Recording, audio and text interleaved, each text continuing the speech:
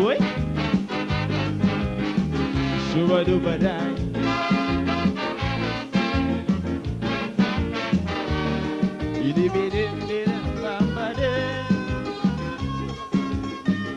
This blessed country, oh land of beauty, I pray for thee.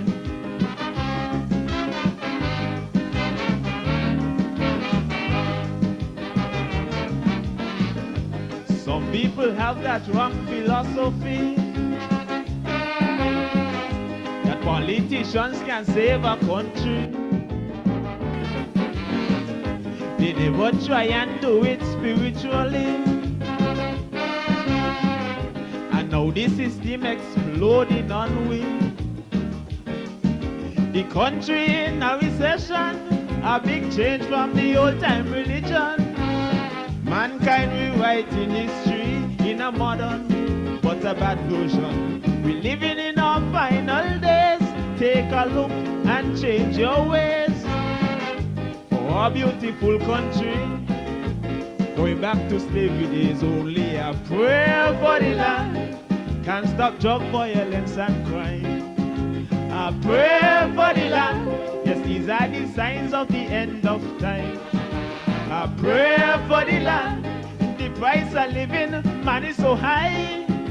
A prayer for the land, that even the rich like the poor cry. You say you're concerned and care, we country living in fear, but all are we born right here. So let's say a prayer, the Almighty Father will hear. And I say, Shut alive, shut alive. Shuba-duba-dai.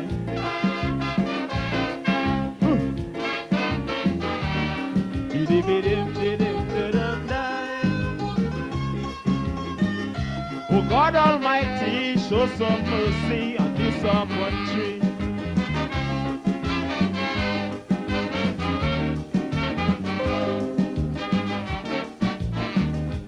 My world standard gone way down the drain. Little children using rum, crack and cocaine. It seems like wicked-itions gone insane, and everyone playing the dirty game. Too much guns and drugs in the country, owned by Tom, Dick and Harry.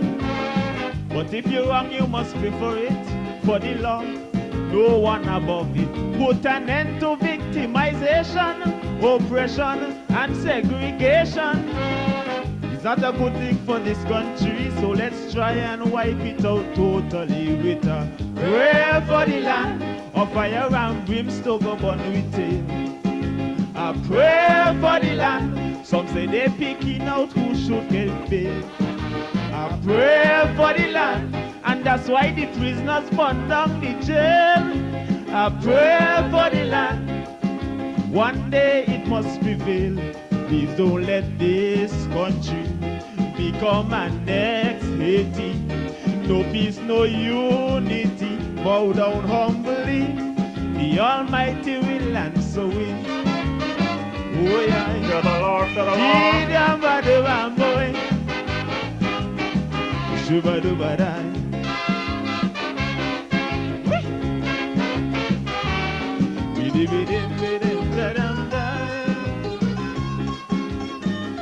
Oh God Almighty, show some mercy on this our country.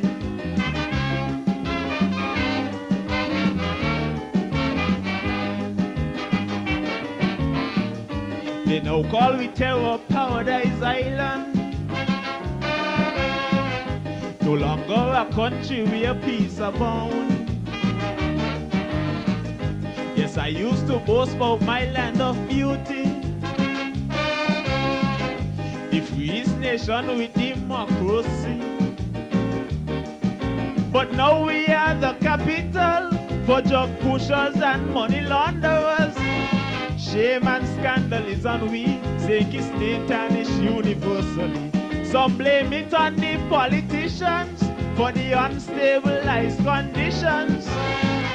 We going from bad to worse, our blessed country now cursed, but prayer for the land will help us to live with other people. A prayer for the land, for that's why the nation in big trouble. A prayer for the land, united we stand, divided we fall. A prayer for the land, citizens answer your duty call. Righteousness exalts a nation. The most I hate poor man depression. So I'm calling on everyone to take a stand. Take it, listen to my song.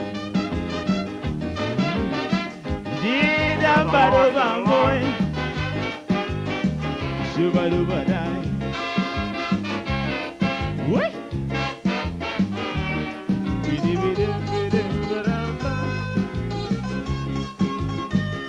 This blessed country, oh land of beauty, I pray for thee. Sound of the man, King Craig, the mighty Craig there, giving us a prayer for the land, a prayer for the Federation of St. Kitts Nevis. I want to say good evening to you once more. I'm DJ Marisha coming to you live and direct from my bunker here in the Republic of St. Paul, St. Kitts. Another beautiful Wednesday evening coming to you here. And just before we get into the further activities of the evening, let me just drop you this quick ad, let you know what this program is all about. As we have a lot to discuss, the continuation from the program last week, and much, much more. So let's take a quick listen to the DJ Marisha ad here. Wednesday evenings are heating up. Log on to DJ Marisha's Facebook Live broadcast every Wednesday evening from 6 to 8 p.m. It's a frank and candid exploration into the social, cultural, political, and economic issues affecting our federation.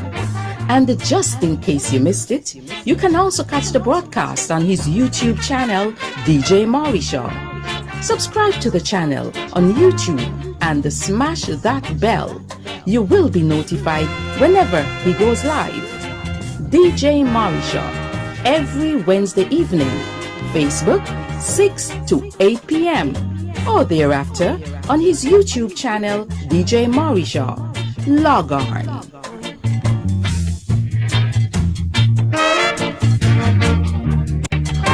Yes, you heard it right. That's the DJ Marisha's experience here every Wednesday.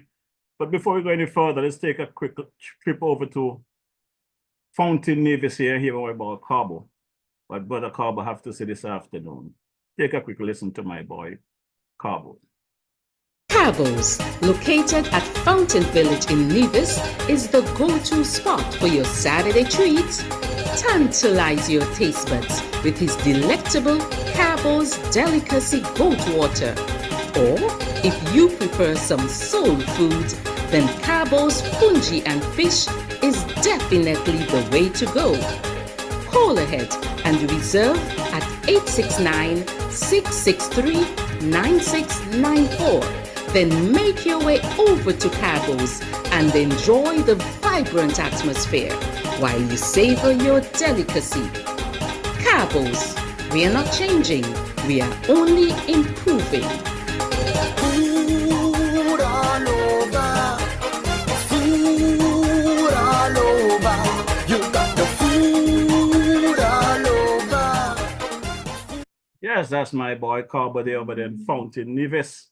And Cabo have expanded his service to delivering island-wide there in Nevis and even here in St. Kitts.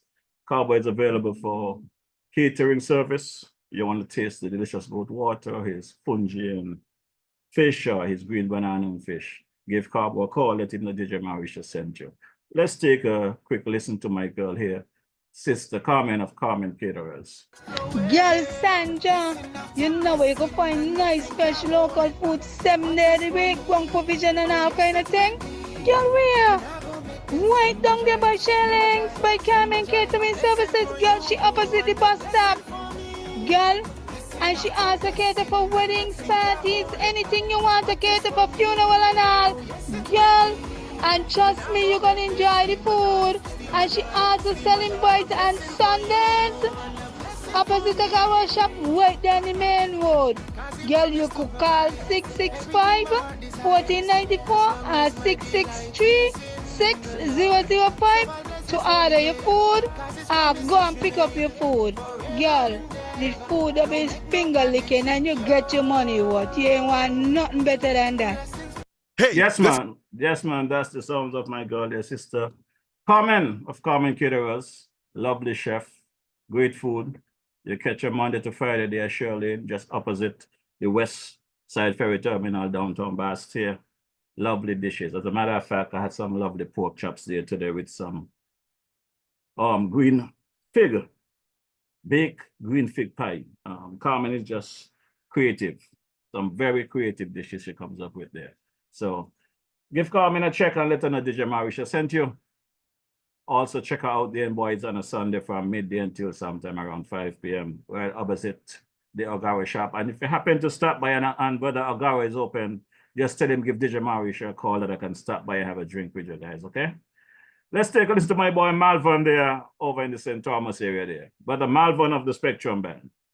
Hey, this is Malvern from Spectrum Band, and you're listening to DJ Marisha, playing you the best in Caribbean music. You got it right. Hey, this is Malvern from Spectrum Band, and you're locked into DJ Marisha. Keep it locked. Keep it locked tight.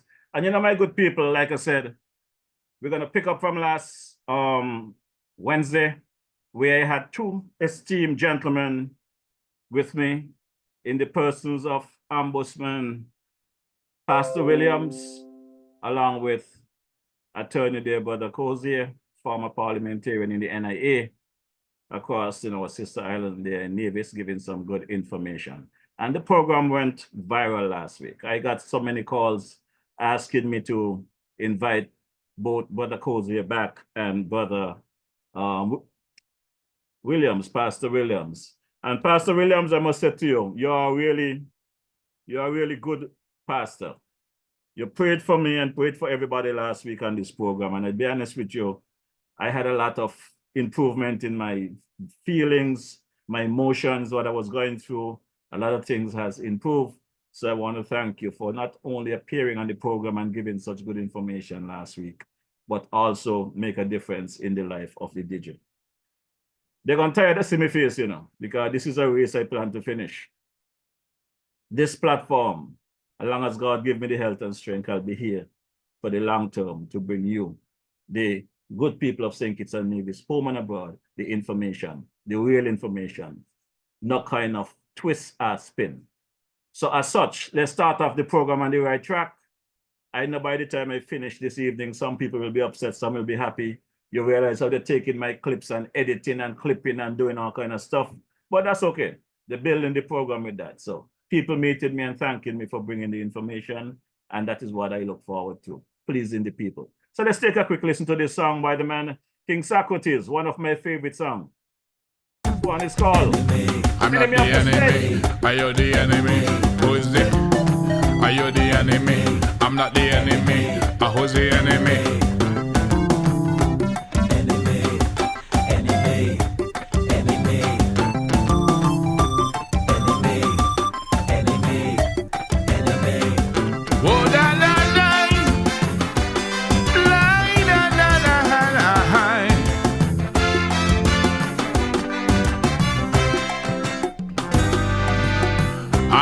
Educator, your historian, the unpaid advisor to government and opposition. I bring you songs of levity, party and social commentary. In other lands, I am a cultural icon, but due to my proclivity to expose the ills of my country, they designate me an enemy of the state. But it's my love for country that make me question the things I see going wrong.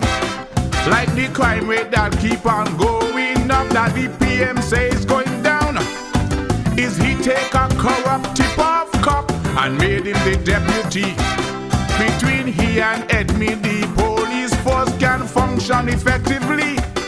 Police used to work for 8 hours straight and went home to take a rest. Now this 4 hours on, 4 hours off, got the force us in a mess. It's you who handcuff the police. Now they can't control the crime rate. So don't call me an enemy of the state. Anyone who critique your policies, you want their head on a plate. So tell me who's the real enemy of the state. I'm not the enemy, are you the enemy? Who's the enemy? Tell me. I'm not the enemy, are you the enemy? Who's the enemy? They tell me tourism is the lifeblood of the country.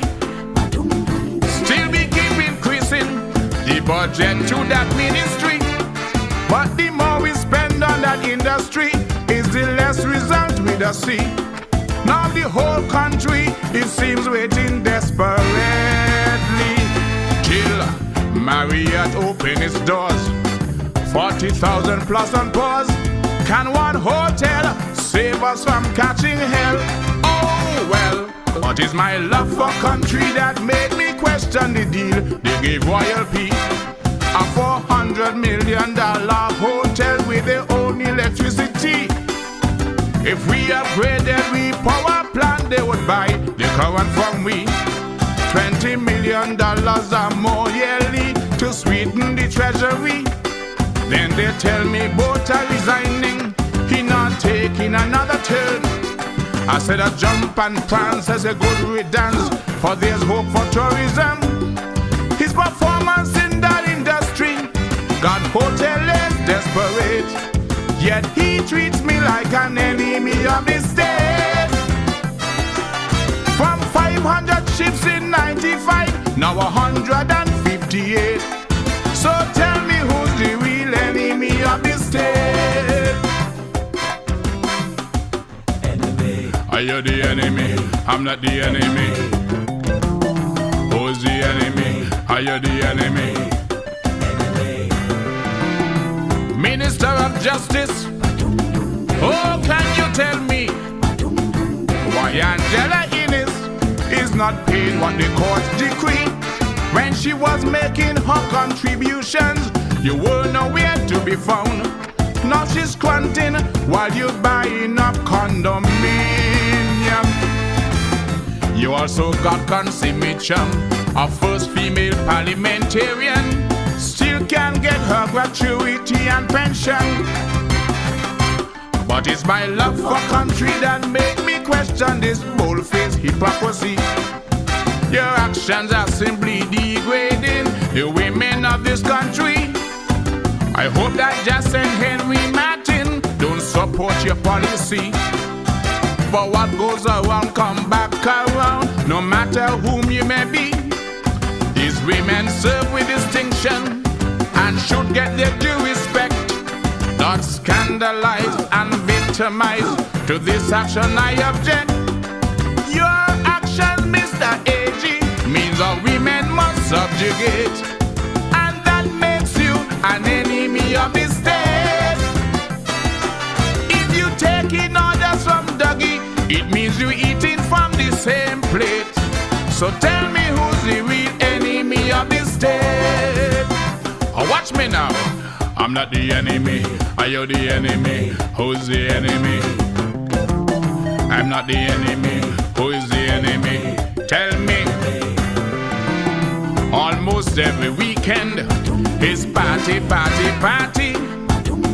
Soon we'll start the campaigning with Berries and Byron Lee, while the bell tolling at SSMC and tourism catching hell. One night at JN costing more than a hotel. Then IMF tell Douglas Plain he must raise taxes again. So who got cocoa in sun? Look out for rain. Yes, it's my love for country that make me question the state of the economy. We could well use the 36 million you spent on the inquiry, and yet you take up the best golf course and sell out to Royal P. Bota was not in favor of that one, and with him I must agree. You are the leader of this country, but to lead effectively, You must listen to suggestions from Calypsonian like me. If I'm the only one in the country to pinpoint your mistake, does that make me an enemy of the state? Sandra Byron no longer boos me, cause she knows I don't deal with hate. So maybe you're the real enemy of the state. The Jew is out on you. And you know what? You ain't come to the circus yet. We're still waiting. Are you the enemy? Who's the enemy? Yeah, that one is by the King Socrates, a very famous one there. Enemy of the state. You know, when it doesn't matter which government in office, as long as you don't agree with their shenanigans, as they call it, you are the enemy of the state. But DJ Mauri should have no problem being the enemy of the state, as long as I have a peace of mind, a light conscience to sleep. Sleep and I have a very good relationship, and nobody gonna change that. Anyway, let's have a quick good evening to some folks here before I get into the matters of things here. I got brother G.A. Dwyer Astafan Q up there to give us some insights.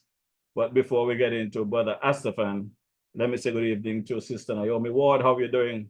Hope all is well with you, Myrna Davis. Sandra Merritt, good evening. Hope all is well. Oral Jeffers, Veronica Roberts, Annette Morton, good evening. Norris Duggins, Damien Jeffries, Evelyn, how are you doing? Brother Katuba Rumba, how are you doing, my brother? Veronica Roberts, Loretta Wharton, how are you doing?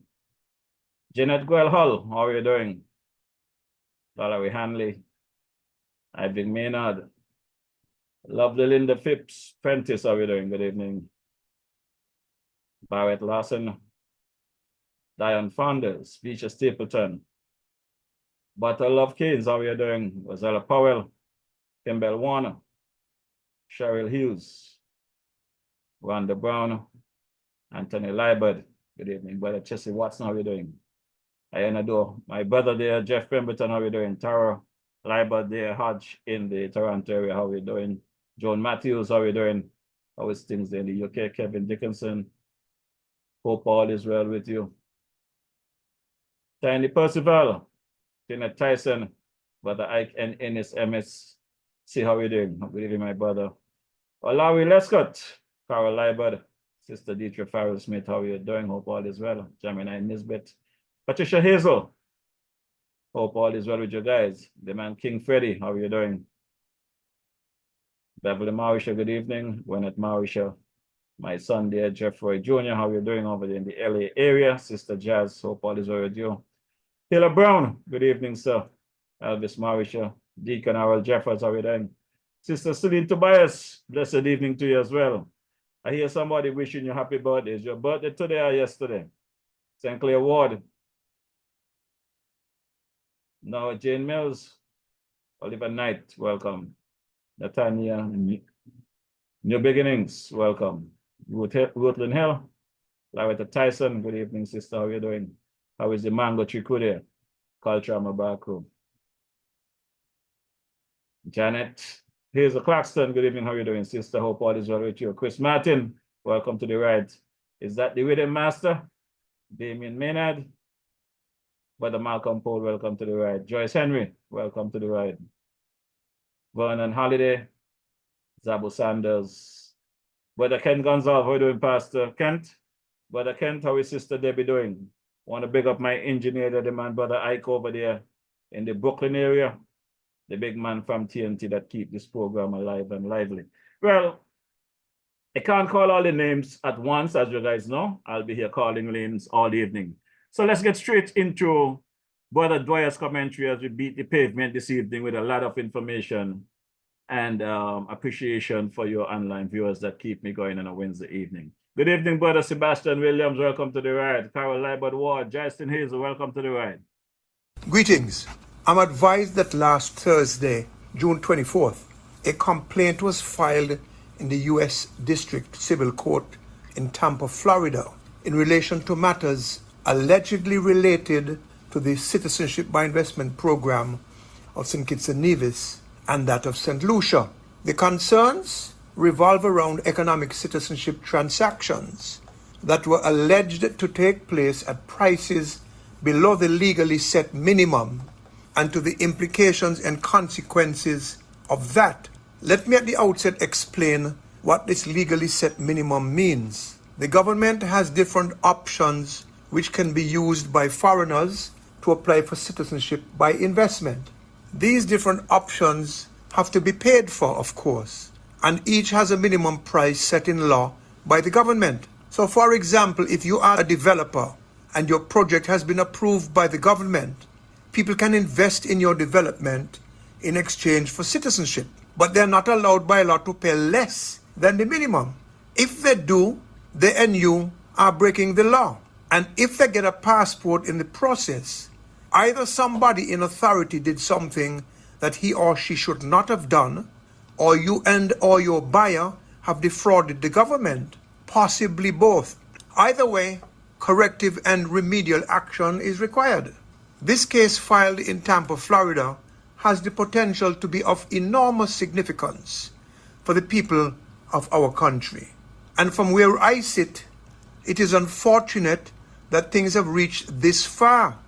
But maybe it was inevitable because the problem has been going on over the years. In my opinion, poor advice and poor leadership over the years have brought us to this point.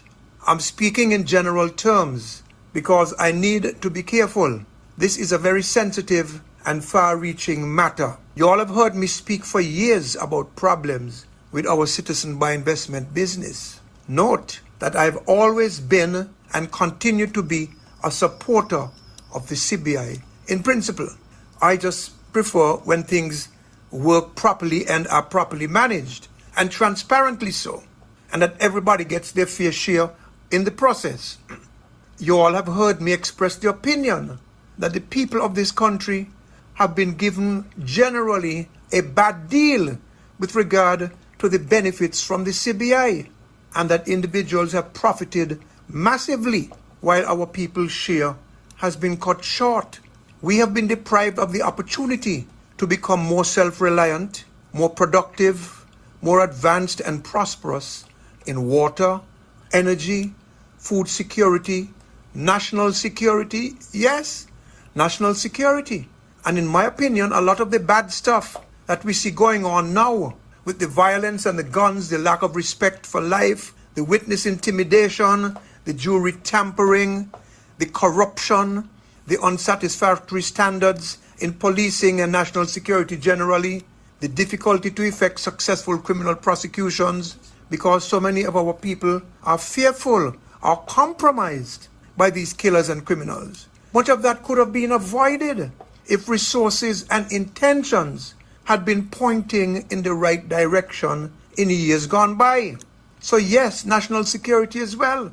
All of that money that went where it should not have gone could have been used to upgrade our health system, to introduce and fund universal health insurance, a proactive and effective education and social development system, infrastructure, technology, climate resiliency, and so on. With regard to that $1,000 investment plan introduced by the Prime Minister for our children, a wonderful idea. But with those funds that should have been available to the public purse and the public, not available. Were they available, we could have had enough money to put those investment funds starting at $5,000 or $10,000, maybe more, not 1,000.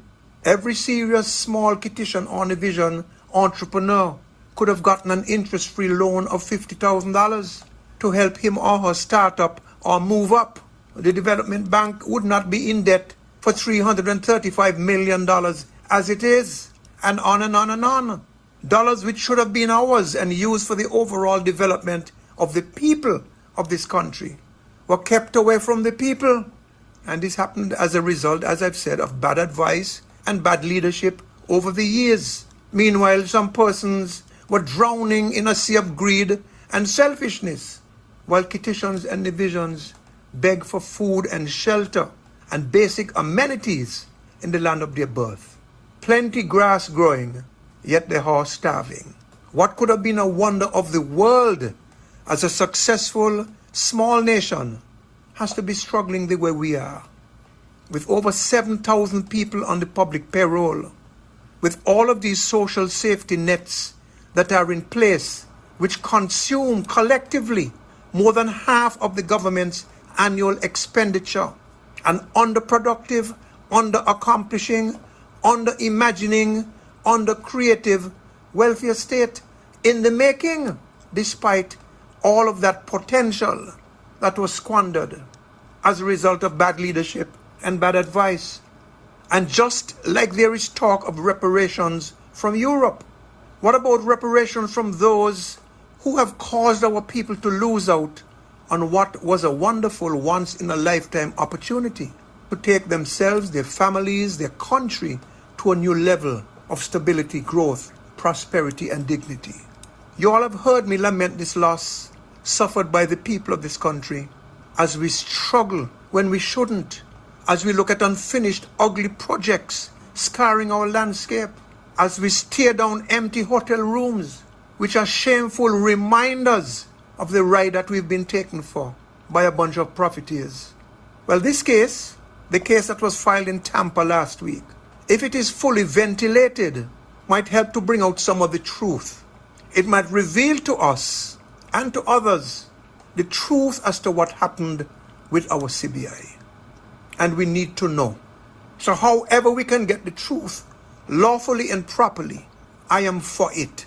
And while I lament the pain that it may cause us, this is a process that has been made inevitable as a result of what has been happening in our country for the last 12 to 15 years, maybe longer. There is also a second lawsuit which has been filed locally, seeking an order from the High Court to revoke all citizenships granted for the prison project that were transacted at prices below the legal minimum. This lawsuit is going to be interesting also, in a statement confirming knowledge of it and acknowledging that illegal underpricing had indeed taken place and that his administration took steps to stop it by passing the legislation in December of 2022. The Prime Minister asserted that while he will ensure that the rights of bona fide, genuine citizens are protected, he will revoke any passport that was gotten by illegal means. And that is very heartening. He stated that the government has engaged King's Counsel to represent it in this matter. And he also stated that he will act to protect the Federation's good name. The question is, if any of these underselling transactions took place before Parliament passed the law prohibiting underselling, that was in December 2022, will they be considered to be unlawful? Passports granted as a result of underselling before December 2022, will they be considered as unlawful? Remember, underselling was always unlawful even before that act was passed. What the act did, what the law did, was tighten the screws. If I apply for a business license and the business license costs $1,000, but I only pay $500, and by mistake or misdeed somebody issues me a license, nevertheless, is that license valid? How can it be? I haven't paid the right amount and the requirements of the law have not been satisfied. And no officer, regardless of his station in the hierarchy, a clerk right up to the Prime Minister, can go beyond or above the law. And the same applies, in my opinion, in the case of citizenships. The minimum price is the minimum price, and anything below that is invalid. I could be wrong, but this is my opinion. But this jail thing was, in my opinion again, bad even before that. It had been approved, and I use the word approved in inverted commas, in December 2021 by the Harris cabinet, even when there was no such entity and option as the public good option under our law. Then the Harris administration went to Parliament in May 2022 to create the public good option retroactively to December 2021. Meanwhile, was citizenships being promoted and sold in that period? If I am correct, then they would have been selling something that did not exist under the law. That alone would nullify the citizenships up to that time. And doubly so if they were sold below the legal minimum price set by the law. at the time. As old people say, what start bad a morning cannot come good an evening time. And I've been telling you all that this prison thing was a problem from the very start. I've been telling you all that. So we shall see. We are in for an interesting journey. And hopefully out of all of this, our country will rise up healthier and more robust and prosperous. Thank you. Now, my good people, I just want you all to understand what is taking place here. This is my boy, G.A. Dwyer Astafan, a former minister in the then Labour administration. He was tourism minister, minister of national security. He held many portfolios. And what I like about Dwyer is that we could have a conversation, agree or disagree, but hold the same respect for each other. Many of you, Kittition and Division at home and abroad, cannot do that. As soon as there's an agreement, an individual character is spread all over social media, true or false, trying to destroy that character. Now, Dwyer and brother Sam Kanda, another good brother of mine there, is two of the individuals that was responsible for the PLP, you know. More so Sam than Dwyer, but I understand Dwyer was an architect in preparing the documents, right? Without a PLP party, there would have been no Team Unity administration, because during that segment of life, following the I think it's the 2010 election, when they tried to undermine the then Labour Party and trying to cross the aisles over the Nevis. We heard all of it spill out during the campaign of 2022. The only living national hero, Dr. the Honorable Kennedy Simmons, spoke about it. Sam Kanda spoke about it. Keep in mind that their mission was to get rid of the Honorable Dr. Denzel Douglas. So in order to do so, they formed this coalition. First, they created the PLP, the People's Labour Party, with Timothy Harris as the leader of that party. Timothy Harris, who was a part of the Labour Party for some 18 years in government under Douglas, a senior minister. I would say Timothy Harris, a good partner of mine. In my mind, he's still my good partner, but in his mind, he got a problem with me because I call it like I said. But in my mind, he's still my good partner. When he wake up, I'm here waiting patiently for him. But nevertheless, I got to give Dwyer some credit, because whatever was going on in the former Labour administration under the Honorable Dr. Denzel Douglas, that they could not come to an agreement. Dwyer and Sam and Timothy, however they get it to work out, they was able to form the PLP and convince the People's Action Movement, PAM, who had 4 seats, you know. Sean Richards, the leader of the PAM at the time, had 4 seats. The PLP have 1, Timothy. And in Nevis, the CCM, led by Mark Brantley, had 3. So 4 and 3, 7 and 1, 8. Knock out the Labour Party big time. Have them sitting in the opposition benches. And they had a nice opportunity to put Labour in the wilderness for many years to come. But because of corruption and greed and transactional arrangements, a lot of things was done underhandedly. And because they was giving some of our citizens a couple dollars here and there, they give you a $5 and they take a $5 million, a $10, a $10 million for them, a $15 for you, a $15 million for them. And people could not see it. They say what happened in the dark come to light, you know. So what is coming to light is what Dwyer is talking about. Dwyer ran quick when Dwyer realized what was going on. He acknowledged he didn't make a mistake, but he made a bad choice in Tim.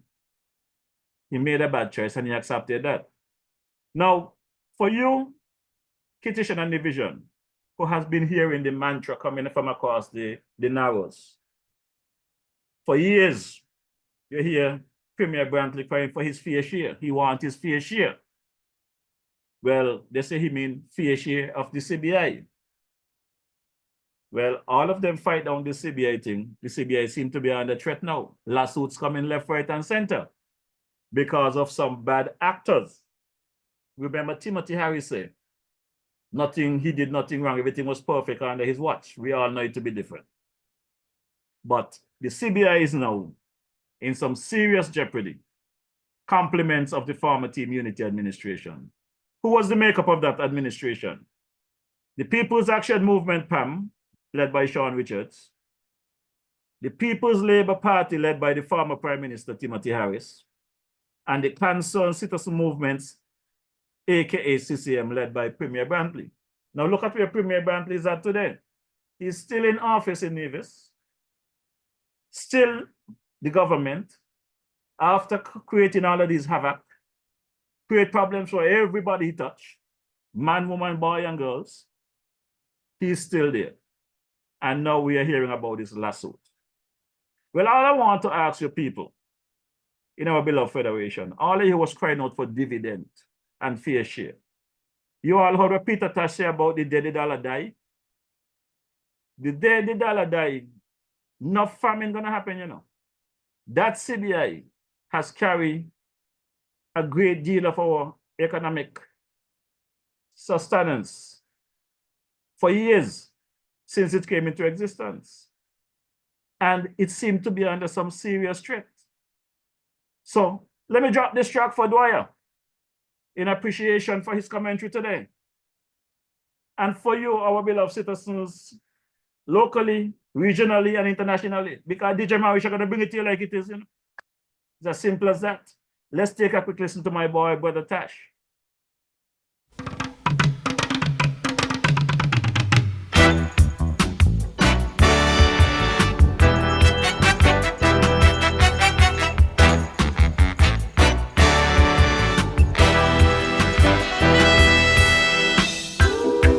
I see Johnny with his head hanging down, wondering how many shillings left in that pound. Cost of living, it is rising so high. Dollars see that had heart attack and died. Budgets are waiting, yeah. Finance ministers anticipating. Unemployment is rising, and I hear my people, they're crying. Oh Lord, the day the dollar dies, things are gonna be but the day the dollar die, no more corruption. The day the dollar die, people will respect each other. The day the dollar die.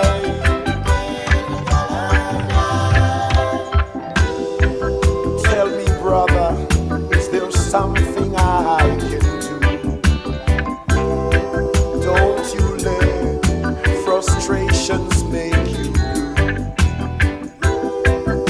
Time is hard, and I know that is true. But if you pick yourself up, that's all you got to do. Things can be much better. Come together. Long time we've been divided, and it's time we be united.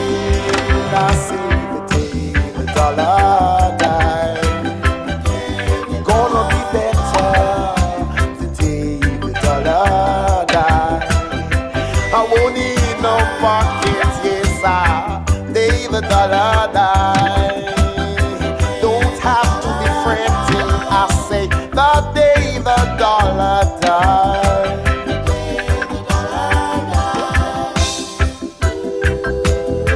Now I see you standing on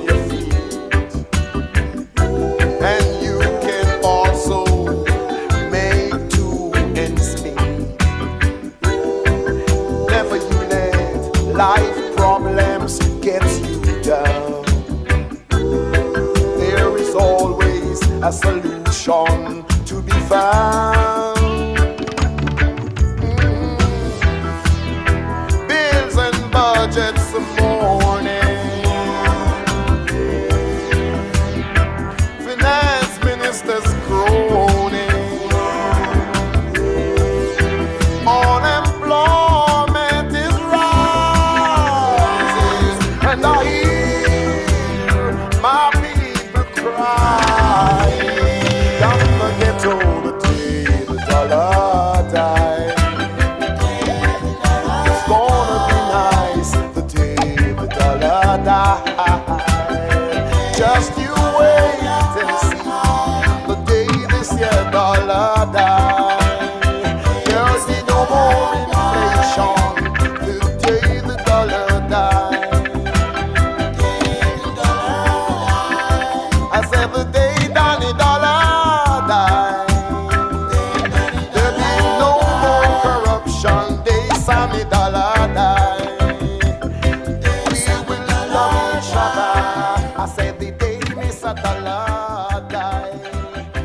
Died some inflation. I said the day Mr. Dollar died. Yes, my good people, the day the dollar die, we're gonna either have some progress, success, or some serious issue in this country. Because there's too many transactional arrangements at the political level, at the personal level, at the family level. You got to love for love's sake, because you love someone, not for what they can do for you or what you can benefit. Because if it's a transactional arrangement, once it's transactional, once that transaction is done, the love is gone. We got to love more in the Federation of St. Kitts Nevis. We don't want to have the love, that's why we have the killing and the fussing and the fighting. You know, over the last couple of weeks, I have been paying close attention to what is happening in this bill of federation. And I'm hoping and praying that we're not falling back into our old dirty ways as the farm administration.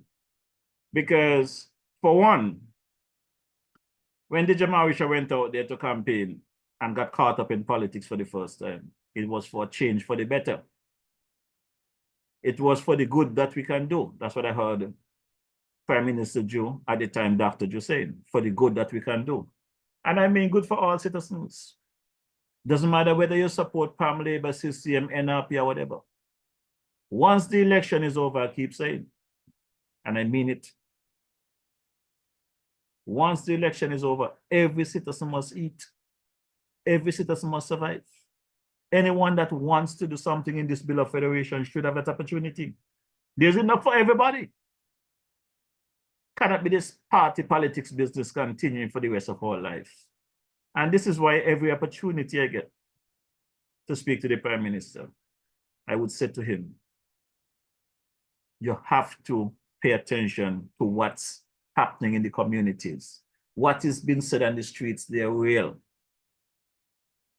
What is happening out there, people are crying out are real. Because what I'm seeing, you know, the people that was benefiting under the previous administration has positioned themselves properly to continue benefiting. And they're not only benefiting for themselves, but they are hurting the people that was being hurt before by the farm administration. So the same people eating, the same people sucking the breast, while the sufferers continue to suffer. We could do better than this. These functionaries that are placed in certain areas that are making life hard for people, it's time to move them, you know, Mr. Prime Minister. It's time to remove them at all levels, from the top down. Even in our law enforcement agencies, it's time to remove them. You give them a chance, they're not performing, remove them. Marisha ain't gonna cost you, Marisha ain't gonna blame you for moving people. You give people an opportunity and you move them. Because this next segment I'm gonna go into, you know, it is very hurtful for me. I experienced a situation last Wednesday. And for the life of me, I am trying to understand what our top brass are doing. both in the military and the police, because these are people that I respect, love, and will always support. No matter what, I'm going to support them. But when I see holes, I'm going to talk about it because I want those holes to be filled. I want them to be plugged. The purpose of the law enforcement agencies in our beloved federation is to make sure we're safe. And if something go wrong, be the big man and the big woman and apologize and let's move on. But I always learn from my grandparents. When you tell a lie to cover a lie, you got to tell another lie to cover that lie. And before you know it, things get out of hand. Now, I experienced a situation last Wednesday, and I spoke about it last week. And when I came on last Wednesday, I spoke about it and I said the reason why I'm going to speak about it is because at the time I experienced this situation was during the morning. Before 10 o'clock that morning, I experienced that situation over there on the bypass road at the roundabout heading towards St. Peter's. There appears to be an intercept. They had some 6 to 8 soldiers out there with long guns. I saw a car screaming coming from down the road from Gillard's area and was able to penetrate those soldiers with long guns. I have a problem with that. That car almost took my life. A lot of things could have gone down differently. A lot of things could have gone on differently. I could have been one of those elderly people, a new driver, or anything, and acted differently. But because of my life experience and my defensive driving skills, I'm here today talking to you still. It could have been anybody else going up that road that could have been killed. And I listened out for the midday news to see if anything going to come on the news. There was nothing on the news. I listened out for the evening news. There was nothing on the evening news. So I spoke about it last week. But the insult that I received and the disrespect from whoever decided to release this statement that I'm going to play in a bit, it makes me question,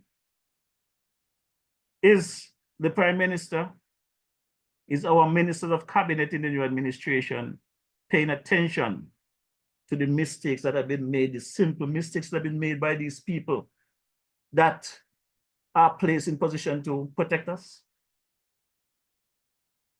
Because I want you to hear the clip before I speak any further on it. And then I'm going to break it down for you because it hurt me to the core with what is taking place in our federation today.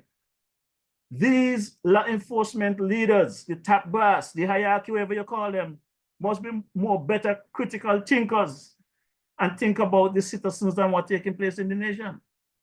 So after I spoke about the situation last week, take a listen to what was released.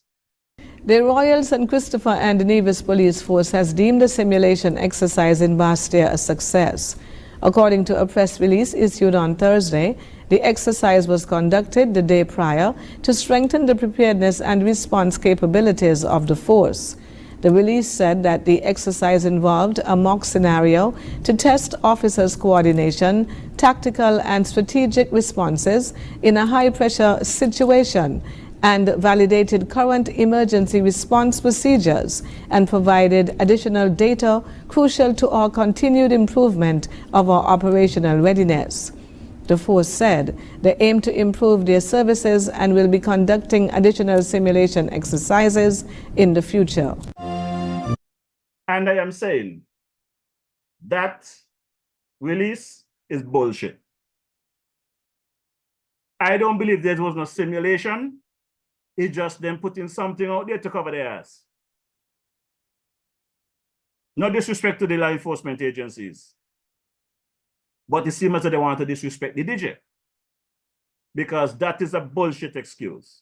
Number one, in my view, with what is happening today in our beloved federation, the criminal activities, the number of murders that is taking place, why would any rightful thinking leader, whether it's in the army, the military, advisor to the PM, whoever they are, in this day and age, with what is taking place over the last couple of days, the last couple of weeks, want to do a simulation of high-speed chase vehicle running through the streets of Bastia, penetrating the intercept? Because how can you say it was successful? If you are doing a simulation, which you should not be doing in the first place at this time, putting citizens and others' life at risk, why would you want to be conducting a high-speed chase through the street of Bastille that time of the morning with people on the road? There's other areas you can go and do your test if you want to test. Go over to Nevis and the drag strip if you want to race. There's a drag strip over there. Not to the street of Bastille where citizens have the room. And to come and say it was successful, when I witnessed the intercept, the Pope got away. There was no guns pull and point at the vehicle. Whether there was blank bullets or what, nothing was blasted. Those machines never came up. The machine is down on the ground and the officers have their hand like this to the driver, begging him to stop. He almost killed them too. So what else kind of simulation successful are you talking about? I don't believe it wasn't a simulation. I believe it's our situation went bad because whoever was there conducting that intercept, either do not know what they were doing, were not prepared for the situation, based on the equipment that I think should have been there, were not there. And another thing, you know, you're going to be training your officers. You have a simulation. How many branches of law enforcement you have? You got police, you got army, you got coast guard, you got immigration, you got all kind of people. We know what the powers are for the police. Police have the powers to arrest. We know what the powers of the military. Why would you have an intercept, a simulation, and these other branches are not there? These other agencies are not there. You want to stop bullshitting people. Stop fooling people. Even if you had a simulation, it failed. So don't come and tell DJ Marisha that it was successful. I would challenge you all on this, that something went on different to what that news clip says. I would challenge you all on that. And if it was in fact a simulation, it failed. And failed big time. So I'm asking you all to come better than this. And I'm going to reach out to my partner, you know. I got to shout out my partner, Mr. Rollins, Dr. Rollins Wusi.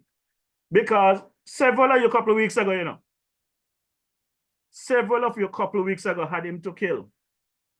You want his head. You want him to resign because he made a valid statement, you know. And today, to date, I ask for you all to prove me wrong and prove him wrong, and nobody come forward yet, you know.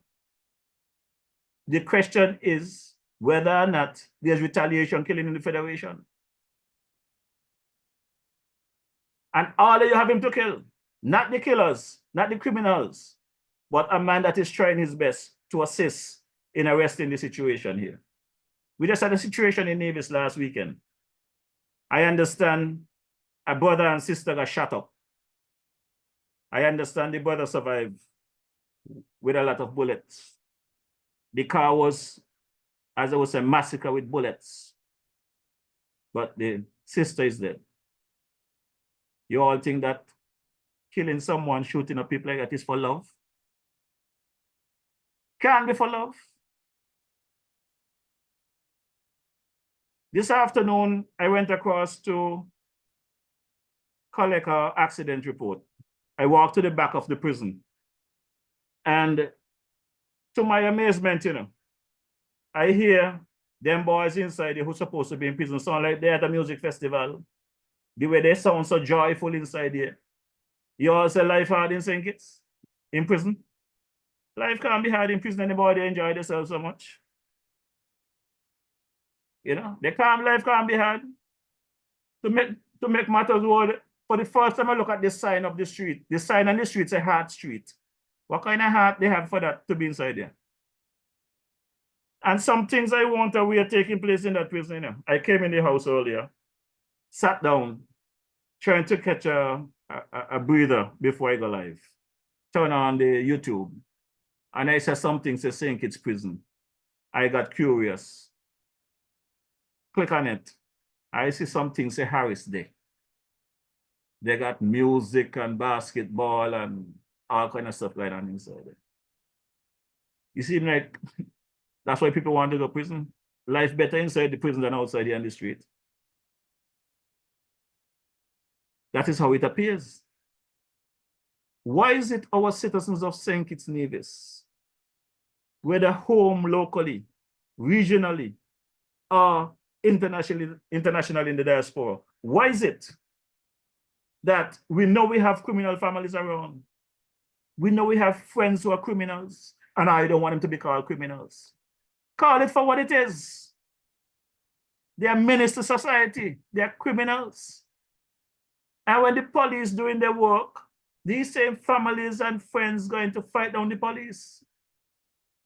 But there's a saying, you know, there's a saying out there that if we don't get hold of this thing soon, you know, if we don't get hold of this thing soon, many of you that got your big mansion in Frigate Bay are over there on the hillside, wherever. Gonna run out of this country, leave them, you know. I know of many people in New York that had their big properties in Jamaica and had to run, leave it. Never put foot back in Jamaica. In Haiti and other islands within the region, when the bad boys and take over, they lose everything. We got to get a handle of these criminal activities. And we cannot start with just a little bad boys them on the street. We got to start with the politician them, the thief in the million inside here. This prison thing, this CBI thing, you know, easy thing, you know. This development bank money that went missing, Mr. Prime Minister, as the head of national security, you're moving too slow. It's almost 2 years since you guys are inside here. We need some action. We need some answers. We need some serious answers. Because people out there running them out and carrying on like they're innocent, you know, while poor people suffer under their hand. We cannot have this happening. We cannot go into another sugar mass in December and somebody is not charged. The evidence is there, utilize it. You know, they had the power and the authority and they didn't give a damn about us. If you look at the history, the former prime minister and his team from his corrupt team unity administration, you could see them over there on social media following the then Speaker Martin all over the place, picking up his daughter from school, walking the street with placard, frightening the kid. I understand they went as far as St. Vincent and pay people over there to hold a placard. And right in our little beloved federation, a few people stand up with a placard, they arrest them and they tear gas people for what? There was no war. So I want to remind all you what Shard should say. I want to remind all you and hold this government foot to the fire.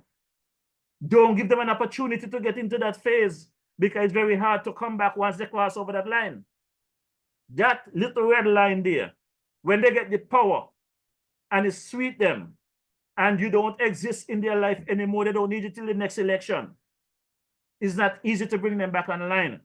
So I'm going to drop this track by my boy Shorty.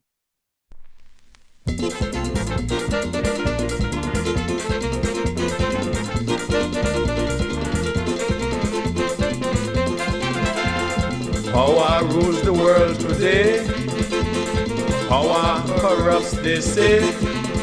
And absolute power corrupts you. Absolutely. It can change a man who has a heart of gold, make him cruel, wicked, self-centered and cold. Many men in this land, many organizations fought for freedom and justice throughout the land.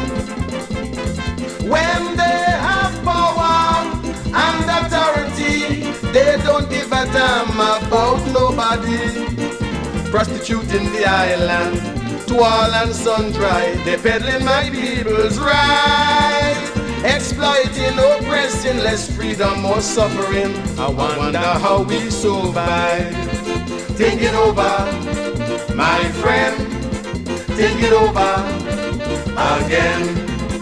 Think it over, don't vex with me, shorty. Think it over, I'm singing as I see.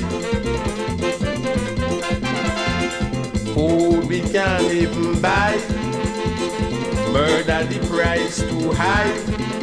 Malnutrition killing the children while we the adults starving. Yet the price is rising without control. Young man begging bread by the side of the road. And the Chamber of Commerce in this land, I tell you, they don't give one damn. The more we try to economize, the more cost of living rise. When they have power and authority, they don't give a damn about nobody. They prostituting the island, milking the land dry. They making my people starve, exploiting, oppressing, less freedom, more suffering. This thing just can't go on. Think it over, my friend. Think it over, carefully again. Think it over, don't vex with me, shorty. Think it over, I'm singing as I see. Work we can't even find. Life seems a waste of time. Nothing to do but sit around the corner line. Though frustrated, some would rather starve than beg. Others turn to crime and steal what they can get. And the judges have no sympathy, they're hammering everyone that they catch. Even little children are jailed without regret. When they have power and authority, they don't give a damn about you or me. And what they do, lock me up when they catch me, smoking little tampy while the social rich are freed. Exploiting, oppressing, less freedom, more suffering. A poor man's life is really hard indeed. Think it over, my friend. Think it over, carefully again. Do it again. Think it over, don't vex with me, shorty. Yes, man, and that is what it is, you know. These guys are prophets. The prophets, they know what they were singing about, what they were writing about. These politicians, they pay attention. You know, for the time that I am here in St. Kitts, I want to say I thank my uncle, brother Joseph Emmanuel, because he said to me, you know, he said, Jeffrey, you're doing a very good job with this program in North America.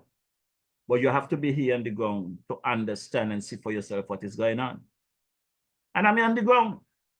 Whether they like it or not, I am on the ground. And I will be on the ground until such time as God sees fit to tell me Marisha is time to leave. Because we were told that it's going to be a better day, a better way. And I believe then, and I believe now, that Honorable Prime Minister Dr. Terence Drew is trying his best for the people of this beloved federation, but somewhere along the line, his functionaries in the various positions in government, in the various offices, don't like the people, don't like to help the people. Because simple things that they need to do to help people, they're running them all over the place. Simple directives they cannot follow. Some of these people acting like they were elected. They're not taking directives from their boss, whether it might be the Prime Minister, the Minister of Tourism, the Minister of Works, the Minister of Education. These people working in their offices want to do as they please instead of helping their people. Some people hire their own friends and family, while you have another family out there suffering. Small business is suffering. I hear my brother Carbo talk about small business, and I really was not sure of the things he's talking about. But as I traverse the Federation of St. Kitts Nevis, I travel to the various villages and listen to the people's complaint. It's a simple fix, you know. People who is saying, I just want a little job to clean the drain.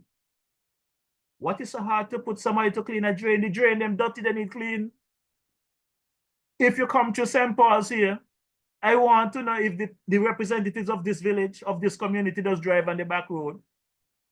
All the drain them full with bush, grass. The water cannot run properly. Put somebody to clean the drain. How hard is that? The red bridge they were fighting over down the road during the campaign to paint the orange and red and orange and red. The bridge falling apart. Give a mason a job to fix the bridge. Preventative maintenance, keep the thing going. There's so many streets, roads that need repair. We're talking about dividends and fair share. Well, when the CBI money done and these roads are not fixed, what's going to happen? What is going to happen? Remember, you know, I'm still waiting to hear from the Honorable Deputy Prime Minister, Brother Hanley. You know. Maybe he think I forget, you know. But me don't forget things, you know. I don't walk away from nothing until it's fixed, you know. And I'm still waiting to hear from Brother Hanley about his statement where he's talk about something is non-responsive, you know. I need an answer, Brother Hanley. I reach out to you. I send message to you. I had other people send message to you. I am still waiting for the soundbite to explain to the people what you mean by non-responsive. Because the things I am hearing out, they don't like what I'm hearing. I need to know your definition of non-responsive. If bids went out, and for whatever reason, things have to be resent, or we adjust, or we apply. Come and talk to the people. Let us know what's your definition of non-responsive, because as of now, nobody have the real response. So, Brother Hanley, I'm going to remind you again tonight, you know. I'm going to remind you every week until I get an answer. Just want you to know that. So I need a response to this. The Joshua Obadiah Williams Primary School will be going out again to tender very shortly. The bids, as I was informed, the bids received from the first tender process were non-responsive, and so a second bid process will take place very shortly. Yeah, Brother Hanley, I need the definition, your definition to non-responsive. You're an educator. You're the Minister of Education. I don't need to bust my brain wondering what you mean. I want you to tell the people what you mean by that. Because 2 contractors spoke to me that they bid on that job. And up until today, they do not know why. They was not given an opportunity. If you needed more information from them or not, whatever it is, they were not given an opportunity. And like I said before, I know this bid process, the contractors, whoever going to bid on them, have to pay for the paperwork from you at Public Works. And then still have to pay people to prepare these papers, these bids. So what happened when you're all messing around with people? Are they going to be refunded the money that they spent? Whatever corruption and bad corrupt deal went on under the previous administration, DJ Marisha ain't gonna sit back and see it going on under this one here. We need answers, and we need answers now. Simple matters that you're supposed to resolve in 5 minutes, 2 minutes. You're going to see ministers 2, 3, 4, 5, 6 times, and it's still not resolved. People apply to get things done, and they got to wait 4, 5, 6 months for something that should take 5, 10 minutes. Decision that can be made and with people running all over the place for months. Is you looking bad, Mr. Prime Minister? You need to take a handle of what is taking place in the various ministries. The complaints that you're hearing from people are real. I am getting the complaint daily. I am getting cussed daily because they say defending you. And Mr. Prime Minister, I'm going to defend you, you know. I have told you time and time again. I am here to spread the good news. The current administration do a good job. I'm going to push it. The current administration screw up. I'm going to talk about it softly. But if I don't see any improvement, I'll speak about it loud. And the highest mountain right here. And what I respect about you, Mr. Prime Minister, and that is why I love the way you do your stuff. You said, Marisha don't cover up. Jeffrey don't cover up nothing. The people is talking, they have an issue, let's deal with it. Let's address it. That is your approach. But your functionaries have a different idea to you, Mr. Prime Minister. Your functionary is going to be your problem next campaign season. If you don't remove them now, shift them, put them out to pasture, send them on vacation, whatever you got to do. If you don't remove them now, the people that are crying out, when time comes for that vote, Mr. Prime Minister, Labour administration, your PS, and them in the high heel, and their fake hair, and their fake glasses, and their fake lipstick, they cannot put you in office. Them fake people that sit down and smile with you and drink champagne will not be able to put you in office. Is the little dirty boy all you got on the street like DJ Marisha and the Big Lies and the EK and the Curtis Crook and the Dwyer Astafan and the Sam Kanda and the Ivor Henry and the Ivor McMahon and these. Are you going to look for vote for you know? Them PS that dress up in the office and smile after you all and show you all their legs them and making you all believe they're so with you. They're not with you all. It's very simple. It's either they are acting because they do not know the job, so they're pretending they know their job, or they are undermining you willfully. It's simple enough. It's too many screw-ups to play into simple. Simple things that should be fixing a phone call, our two minutes conversation, our 5-minute conversation, people still struggling after 20 months. Your functionaries is what causing the problems. The leaking information, false information that you're hearing on social media is from these functionaries. I have done my investigation. I have done my observation. I can speak truth to power now. I've seen it for myself. Who don't like what I'm saying? I'm going to give you what Mr. Hawley always tells me. Tough. Mr. Hawley said, you don't like the truth? Tough. But the truth may be an offense, but it's not a sin. And you guys know how me deal with my music, you know. You guys know how me deal with my music. So, you know, when I drop my clips, I got to drop me music to go along with it, eh? I just want to big up my boy there, Brother Eustace Hendricks, and I hope all is well with you this evening. And like I said, when I finish it tonight, I may become the enemy of the state once more. But I have to speak truth to power. I have to let you, Mr. Prime Minister, your cabinet of ministers and your government know the conversation on the street is real.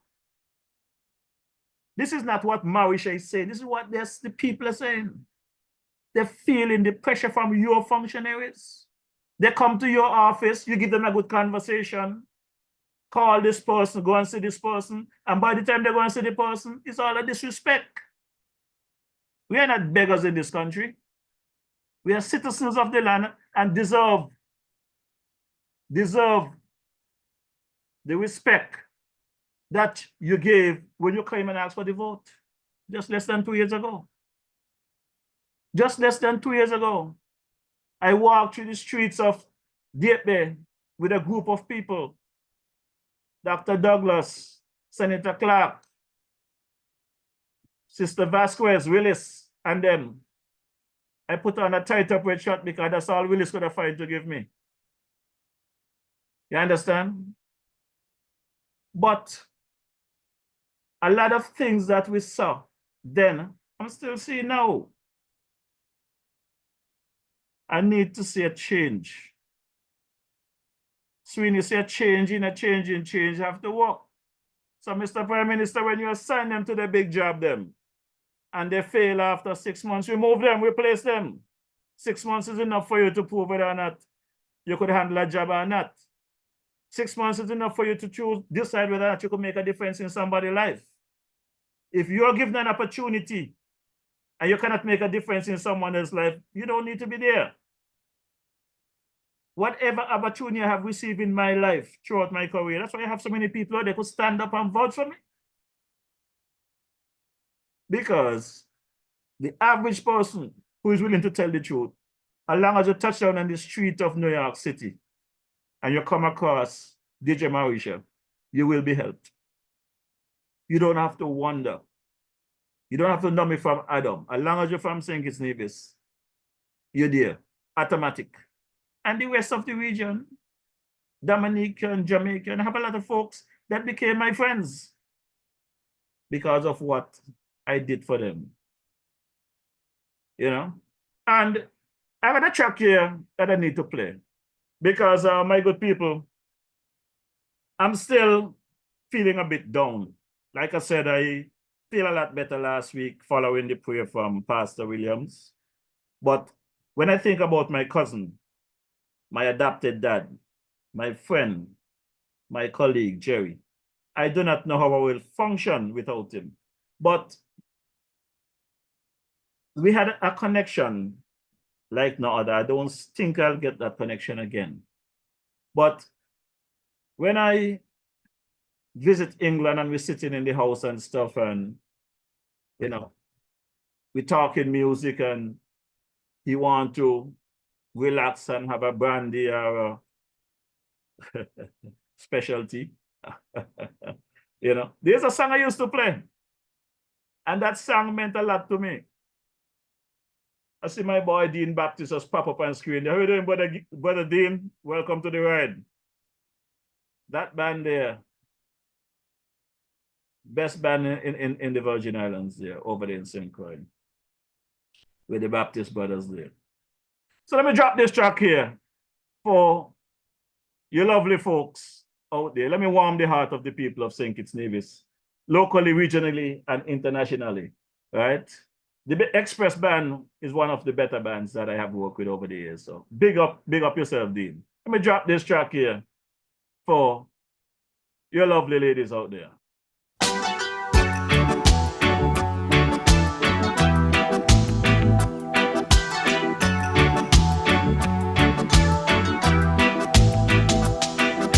You're asking me to understand your feeling, to forget my own and let you go. Darling, I won't raise a hand to stop you. Just let me say one thing before you go. Come to me whenever you get lonely. Just reach out a hand and there I'll be. My love will light the way out of the darkness. If you ever need a true love, come to me. I believe that time alone will change you. Change of time will bring you back to me. So when you're tired of chasing rainbows, just make a wish for love and there I'll be. Come to me whenever you get lonely. Just reach out a hand and there I'll be. My love will light the way out of the darkness. If you ever need a true love, come to me.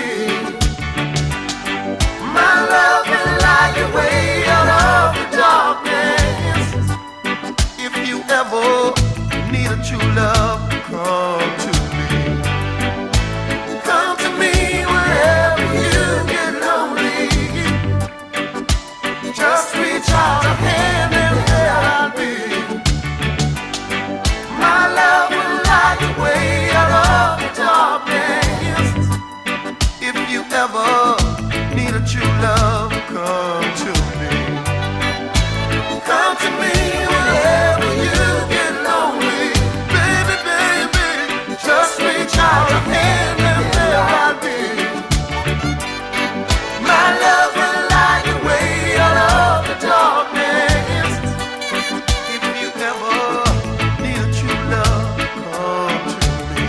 Girl, please come to me whenever you get lonely. Just reach out your hand and there I'll be. My love will light the way out of the darkness.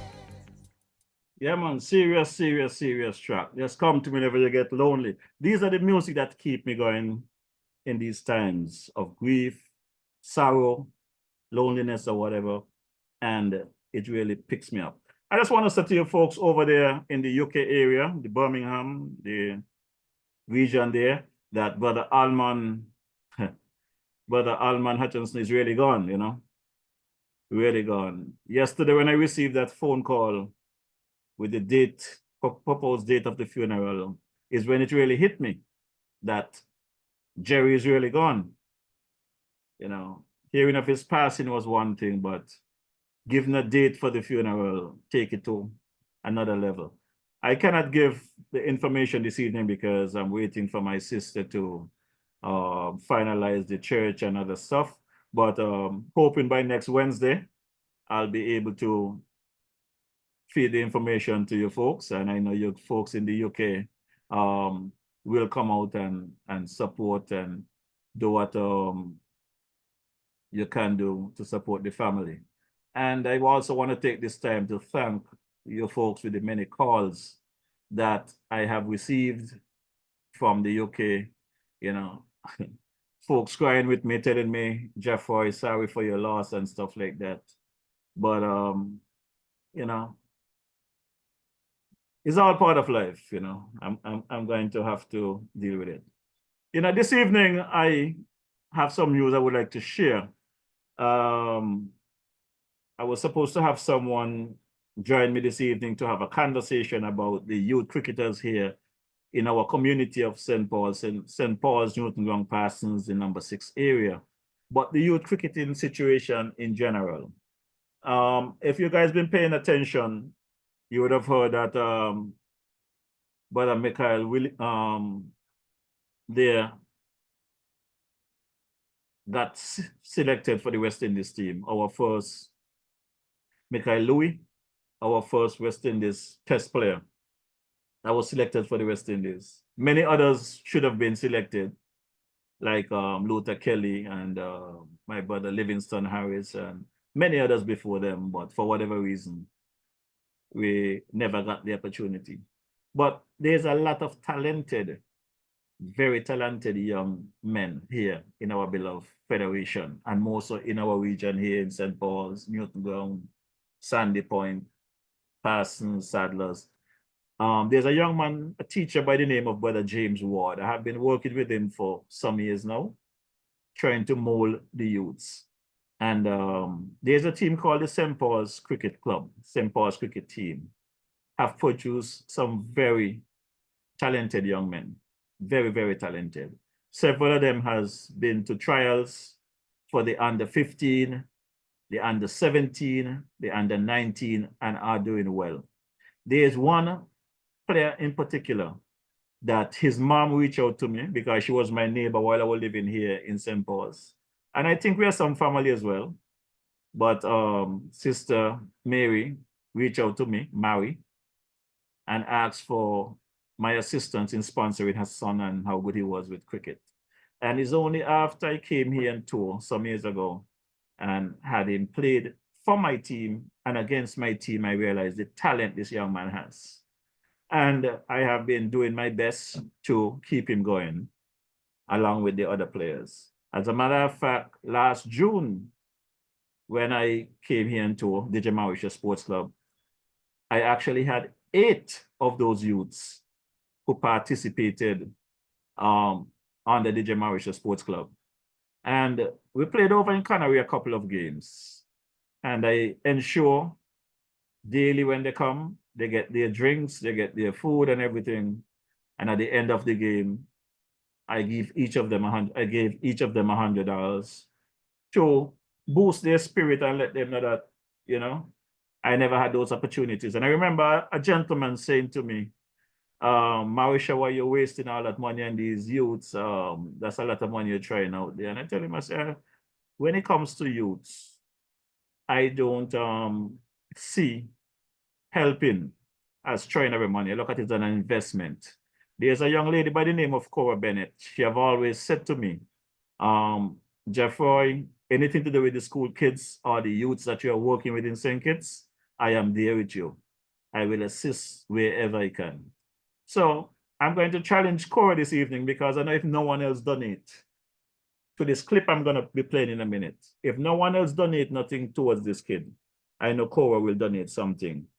And I am asking you folks this evening who are listening, whether you're here locally, regionally, or internationally, my number in St. Kitts here is 869-660-0195. That's 869-660-0195. There's a couple of these kids that has been selected for the under 15, the under 17, and the under 19. Curtis Cook's son, Curdell, is one of those kids that was selected for the under 19. This gentleman that I'm about to play, Brother Xavier, he also made it to the under 19. And one thing his mother always did, she did not just reach out to me and ask for sponsorship. She normally sent me his report card annually to show me how he was doing in school, how he doing with his CXC exams and everything. And she stayed on top of him. So this is a young man I'm very proud of. And this is why this evening, he sent me this voice note following his notice of selection for the under 19. And he don't know I'm playing this clip, but I'm playing it in his honor because I know his mom also listened to this program. And she'll be proud to know that he took it upon himself and reached out to Mr. Marisha. So let's take a listen to Brother Xavier. Good morning, Mr. Marisha. I just got a call yesterday from the St. Kitts Cricket Association stating that I got selected for the Leos under 19 to travel to St. Vincent next month, and I was wondering if I could please get a sponsor from you, if it is possible, please. So, you guys heard the clip. The young man got selected for the West Indies under 19. Let me play it again. The Leewards under 19, sorry. And he's asking for some assistance. So whatever financial assistance you guys can give, I am asking you to make that contribution so that I can not just give Brother Xavier a pocket money, but Cordell and the rest of the guys, because there's also some selection from the Nevis end. And we got to invest in these youths, keep them off the streets, get them out there because they're very talented. So let's take a listen again to that message. Good morning, Mr. Marisha. I just got a call yesterday from the St. Kitts Cricket Association stating that I got selected for the Leos under 19 to travel to St. Vincent next month, and I was wondering if I could please get a sponsor from you, if it is possible, please. Okay, so yes, whatever it is, he will get a sponsor from me because I've been sponsoring these kids for years. Even when I don't have any money in my pocket, they still get money from me, right? So I will continue to do my part, and I'm reaching out to you, the general public, to assist me in sending off these folks to St. Vincent with some kind of money in their pocket. And I am calling on the ministers of government, you know, when it's time to mold these kids and support them, we don't hear from you all, you know. But once they make it in any way, just like Kim Collins make it to the 100-meter championship, everybody taking credit for the work. But it's people like DJ Marish and Theo Clark and Teacher Ward and Bogai and Leighton Williams, the man Garpy, the Newton Grong, and a group of folks here. Ellis Hazel, a group of guys that come together in the community. Because when I call on these guys for anything, they're there. They contribute. Many of you could afford it. You're all in a better shape than me, but you all are not doing anything for the youths. But here we have a couple of them who are not going to St. Vincent, going to be traveling to England, going to be traveling to Trinidad, because they was given that opportunity. And I want to drop this track for you all corrupt politicians out there. Now, it doesn't matter which one I be, whichever party you all support, but I know there's some corrupt politician out there. So I'm going to drop this one for you all right now from the man Winston Soso.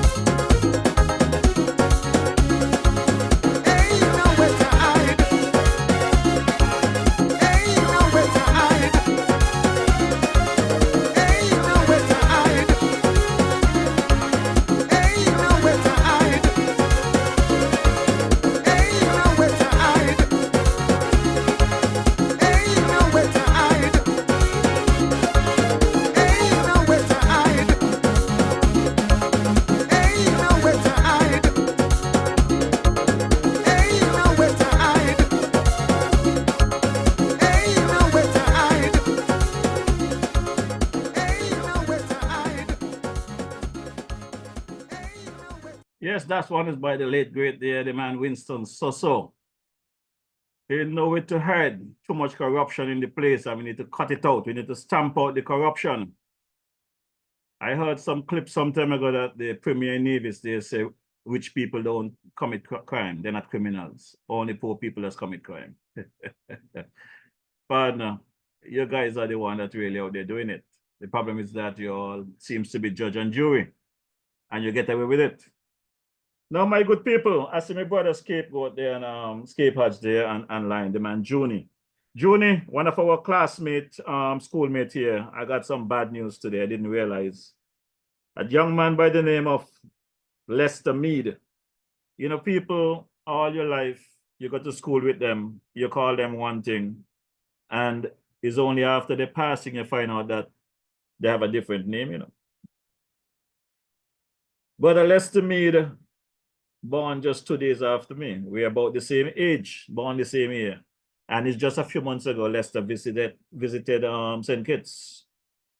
He and Nigel and myself had a good line there in Sadler's over there by to have a few drinks just a few months ago.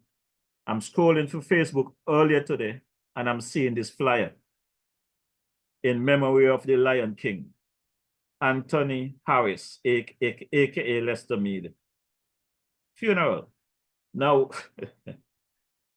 who could kill Lester? Lester was not sick. Lester came here very strong, healthy man. So something have to be wrong if Lester is dead today. But nevertheless, Lester is no longer with us. And his funeral is going to be on the 1st of June. So that is this Saturday coming. It's going to be at Jeff Foster Phillips Funeral Home, 179-24 Linden Boulevard, Jamaica, New York. The zip code is 11434. 11434. Viewing will be at 9, from 9 to 11. Service start at 11. So I'm asking you folks in the New York area, DJ Marisha is not there. This is a very close friend of mine, former schoolmate, very close friend. We did a lot of things together during school. As a matter of fact, back in the days when you had the war between Sandy Point and St. Paul's, Lester was one of my protectors. Nobody could touch me in Sandy Point once Lester is around. Very down to earth. And if people can remember, there was a young lady who works at the Paxton Hospital at the time in the laundry named Mother Beck. That was his grandmother. So also my cousin Herbert used to be the orderly there, security at the gate. So it was a little family thing. We was close-knit and we grew up like brothers, Lester and I. So as the flyer says, in loving memory of Lion King, Anthony Harris, aka Lester Mead. His service will be this coming Saturday, June 1st, 2024, at Jeff Foster Phillips Funeral Home at 179-24 Linden Boulevard, Jamaica, New York, zip code 11434. Viewing start at 9 to 11, services at 11. Please go out and support the family of Brother Mead. I also got some news today that my good friend here, Brother Keith Rogers out of Sandy Point as well, has a sister that passed away in New York. I have not been able to speak to Keith since I got that news, but I will send condolences to him and his family and that passing. Many of our people are passing out fast, my good people. We need to find a way to show some love, live together, help our brothers and sisters. People in St. Kitts, for whatever reason, the guns trying to take lives. A lot of these young kids that are dying now didn't even have a chance to enjoy life, have not had a chance to live. I don't understand what is going on. Folks, I'm going to go into another segment here. I heard some good news in regards to the healthcare system, and I decided to play this one this evening because I have to follow up with the nurses to find out if they got the relief that they were looking for. For the past 8 months plus, I have been hearing from several nurses that during the campaign, a lot of promises was made and they have not seen or received any of those promises. So let's take a listen to this clip. And if you know a nurse anywhere, feel free to find out from them whether or not they receive the gratuity, the honorarium, or whatever, and get back to the Jamaican. Since taking office, the Labor Administration under Prime Minister Dr. Terence Drew has implemented a series of groundbreaking measures to uplift the health sector and support the nurses of St. Kitts and Nevis in their vital work. Recognizing their importance in delivering quality health care to the citizens, Prime Minister Drew stands firmly by the side of nurses with the scholarship program and enhancing opportunities. On the occasion of International Nurses Week, let's recall the measures adopted by the government of St. Kitts and Nevis for nurses. Firstly, a long overdue recognition.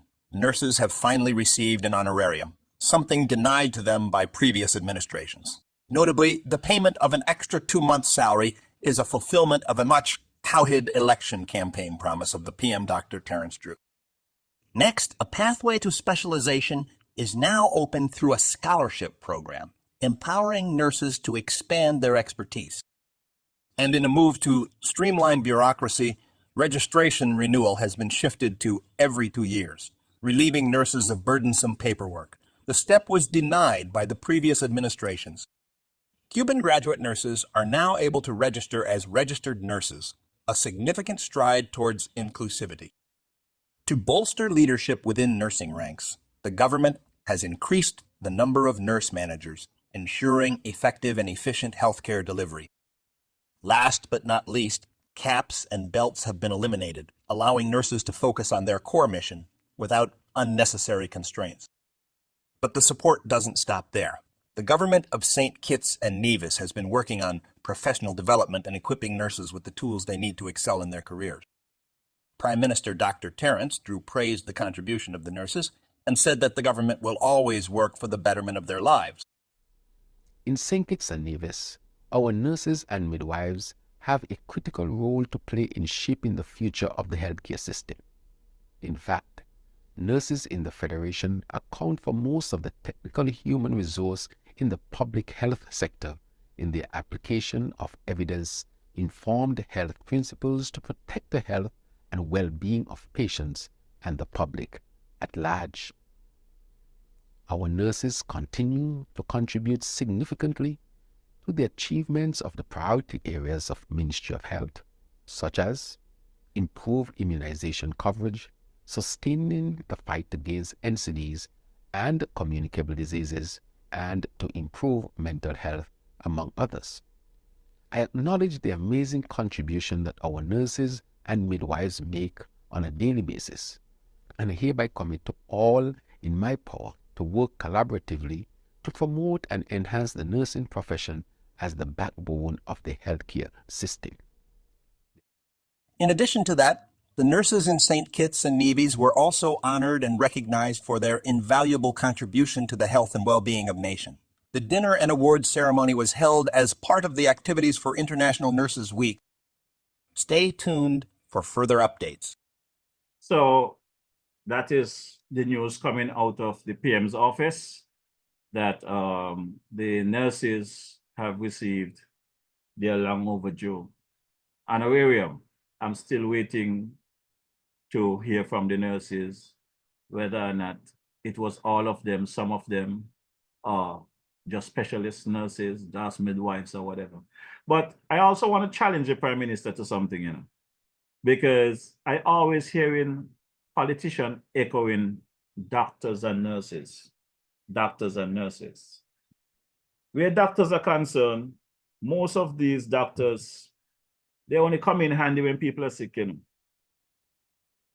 But the people that prevent the kids from getting sick don't get credit. And I honestly believe that we have to give more credit to the teachers, the daycares, the early childhood, because I can speak from experience that kids learn, their mind are more open to learning from a very early age, between 0 and 5. I heard it before, and I've witnessed it for myself, and I'm witnessing it today with my little baby girl. And I don't think enough attention is being paid to the daycares, the early childhoods, and the schools. And yes, our nurses, our doctors, our law enforcement agencies, civil servants in general need some more attention, better salaries. I also know that in some areas, many of the civil servants, they don't put in the work for some of the pay they get in now. So they don't deserve to get a higher pay. Even in some of those places, they sit there and bitter about whatever is taking place in their life, bitter about whatever, and are not kind and helpful to our beloved citizens. So these are the conversations I have with our Honorable Prime Minister whenever I do see him, because we need to change our people.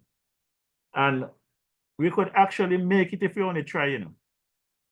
All we need to do is try. If we keep trying, no matter how you fail, just keep trying. You will be successful one day. And with that, I'm going to drop this track by my boy, the late, great Black Stallion, because he tells us this story. He prophesies this. We just have to practice.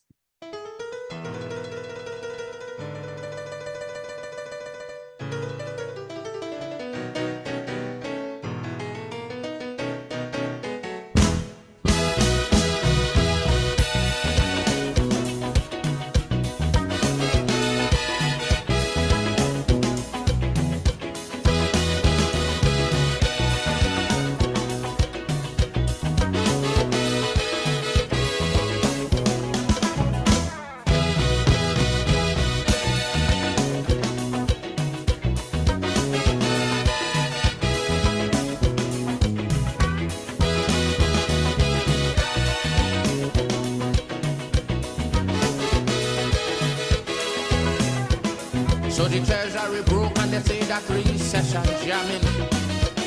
So to foreign countries really start migrating. They lose faith in the country, they say we gone down the drain. They say no more could we see happy times again. But the will to recover in my people like have confidence. Although many may seem to feel that I talking nonsense, but the majority of we decide we're not going to run, because now is the time to show we patriotism. For we country facing is dark, it's our, so our people need us today more than ever. But in our fight to recover, if ever you feel to surrender, it have one little thing that I want you always remember. We could make it if we try, just a little harder. If we just give one more try, life would be much sweeter.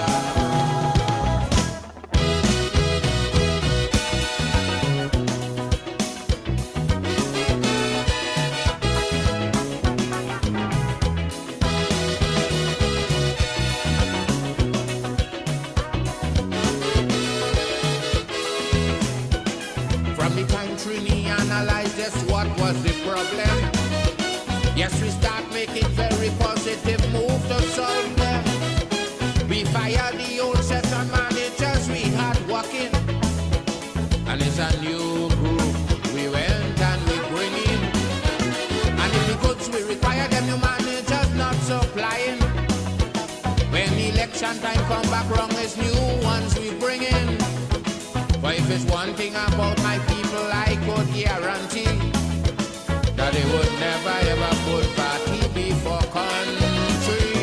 And if the country facing is dark, it's sour, and our people need us today more than ever. But in our fight to recover, if ever you feel to surrender, you have one little thing that I want you always remember. We could make it if we try, just a little harder.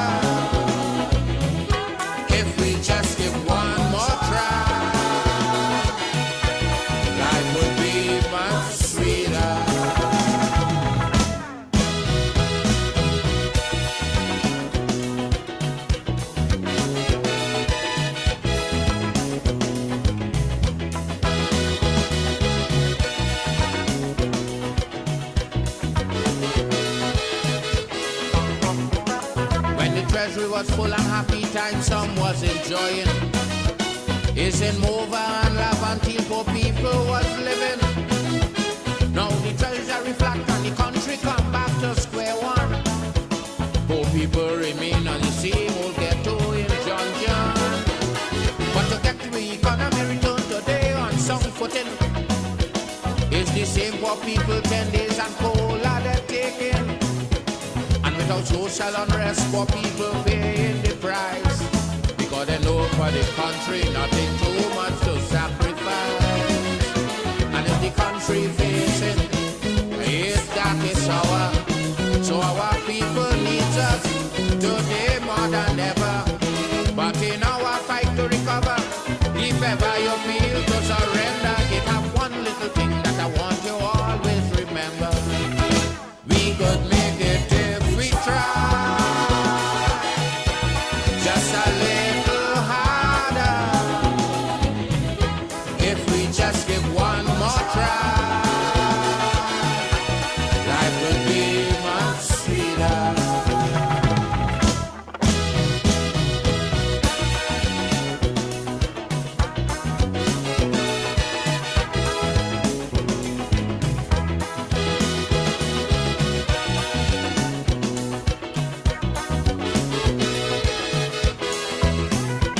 Anytime that we hear Trinbago is facing a crisis, as loyal citizens it's our duty to stay and assist. For we know to ourselves there could never become a day we're not deaf to this country we can repeat. So who want to go, could go, I have no objection. But while outside I want you to have some consideration that your country of birth facing its worst day in history, and we must do what we can, regardless where we may be. Our country facing its darkest hour, and our people need us today more than ever. But in our fight to recover, if ever we feel to surrender, it have one little thing that I want we always remember. We could make it if we try, just a little harder. If we just give one more try, life would be much sweeter. We could make it if we try, just a little harder. If we just give one more try, more try, more try, life would be much sweeter. We could make it if we try, try, try, try, just a little harder now, a little harder. One more try, one more try. Sweeter, baby, sweeter. Try, try.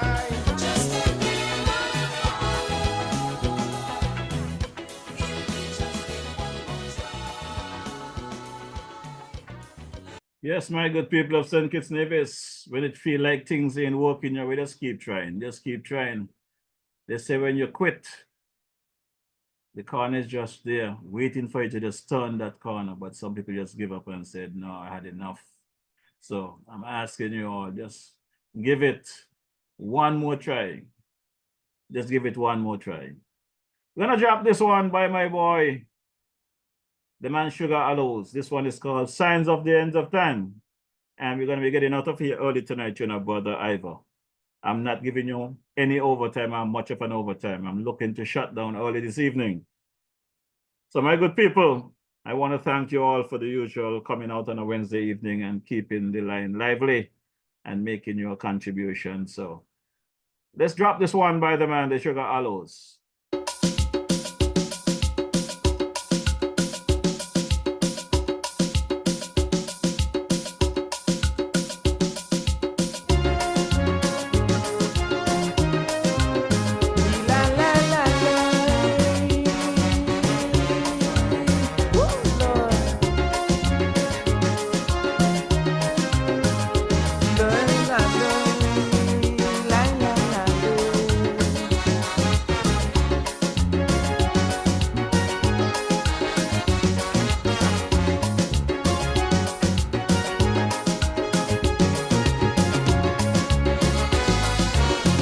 I stopped to study the whole universe.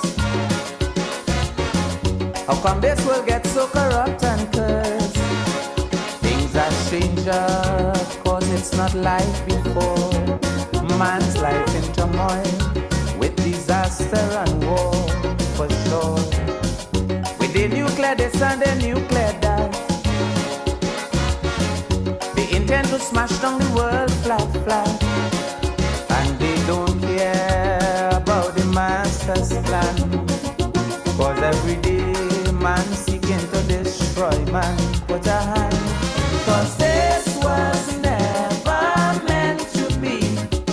Man's supposed to dwell in harmony, but because of selfish ways, man create things to shorten his days. Cause in this comfort and strife, what a life, what a life. Cause in this comfort and strife, what a life in these times. But these are the signs of the end of time.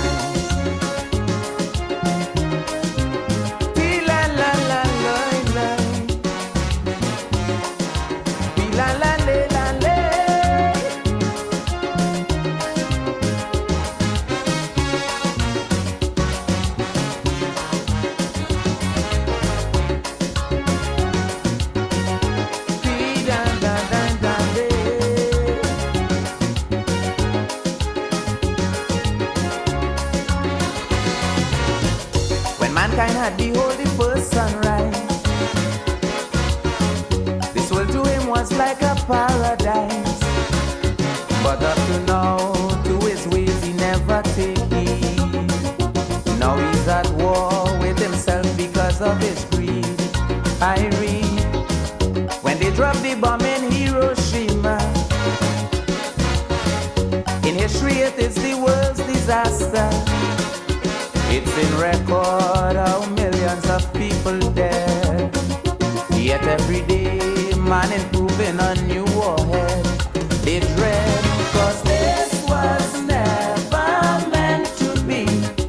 Man supposed to dwell in harmony, but because of selfish ways, man create things to shorten his days. Cause in this comfort and strife, what a life, what a life. Cause in this comfort and strife, what a life in these times. But these are the signs of the end of time. Yeah, man. Them kids nervous.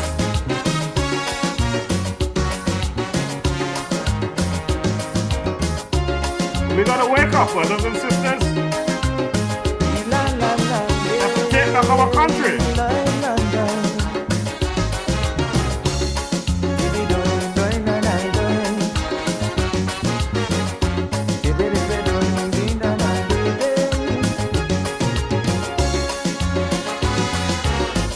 Mankind of himself create dread disease, talking about gonorrhea, AIDS and herpes.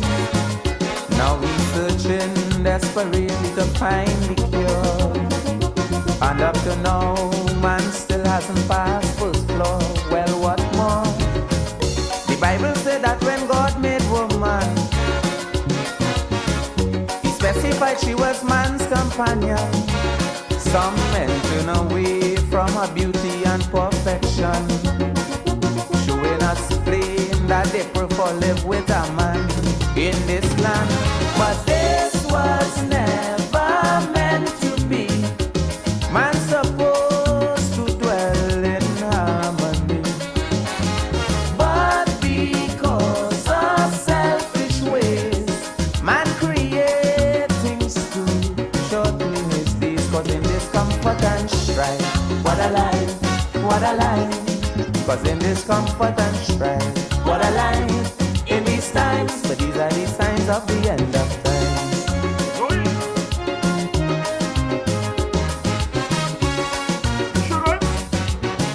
How are you doing, my brother? The man Twinkie. Brother Austin Williams.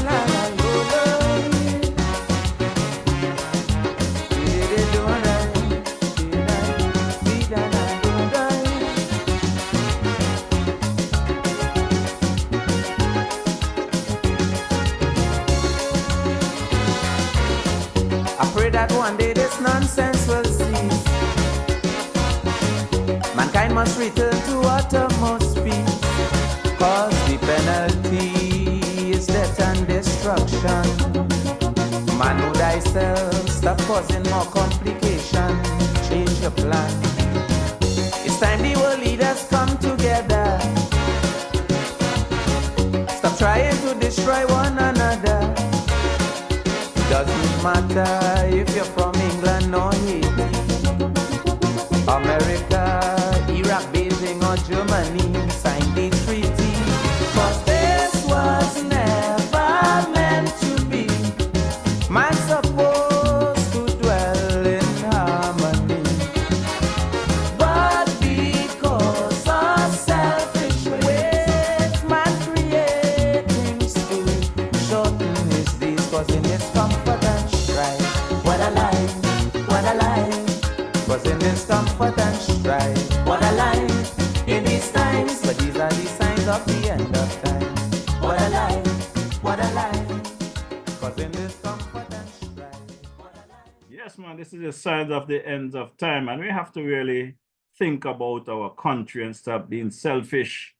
Think about the young ones to come. Remember that for us to be here enjoying what we're enjoying, somebody sacrificed for us to be here. Let's not be selfish. What a life, what a life. Well, my brother there, the King Sobi, you guys know Sobi, the man, the lyricist. Them boys say when you hear shot on him, them boy have nothing on King Sobi. You know, Sobi give me a message for the law enforcement agencies here in St. Kitts. And he said, Mary shall let them know they hold the power. And when they need to bring back some kind of safety, bring law and order for our beloved Federation. So this one is coming from my partner, my brother, the King Sobi, to you, the law enforcement agencies in the Federation.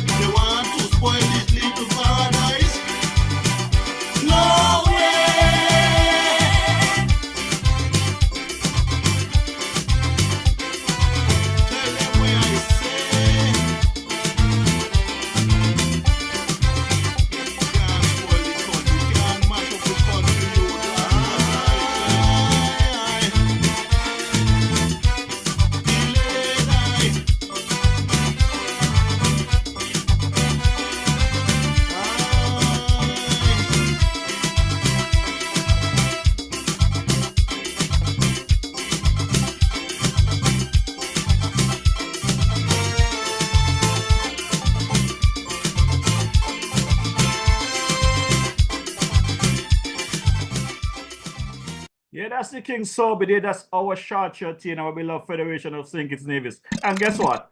Guess what? Whenever I drop a Sobey, it's just natural that I have to drop a shorty, a King short shirt, because guess what?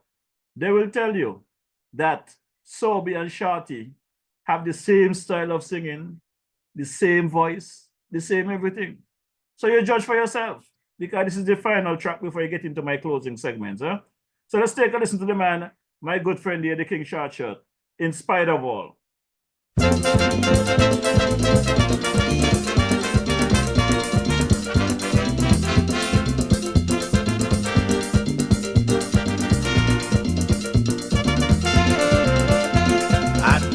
At long last, out of chaos and strife, we found a hope we've never known. A glimpse, just a glimmer, just a gleam, but a flicker of light like I have never seen. The voices of my people tells me that we're reaching maturity. Their spirit shows that determination for a new society. Though plagued by injustice, misfortune and strain, and constant oppression, I force our change. Though we fail to get along, there's one thing we have in common.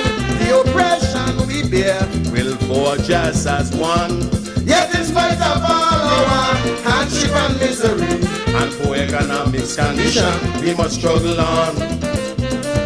The state of affair at the moment indicate that a stand will have to be taken soon by the people ourselves, our future sake. Can't allow all our time, efforts and talents to waste. If we open up our eyes, we could soar the skies and make this island a paradise. We can unite, speaking with divided voices. Rise, rise, rise, rise. People, open up your eyes.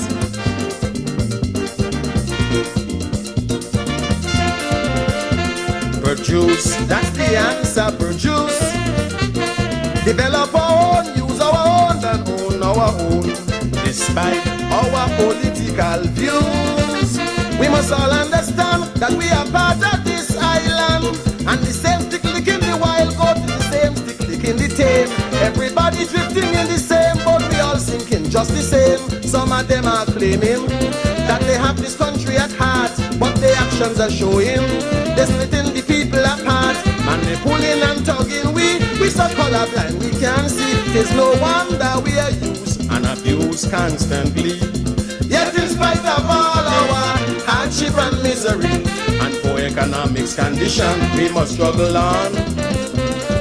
The state of affair at the moment indicate that a stand will have to be taken soon by the people ourselves, for our future sake. Can't allow all our time, efforts and talents to waste. If we open up our eyes, we could soar the skies and make this island a paradise. We can unite, speaking with divided voices. Rise, rise, rise, rise. People, open up your eyes.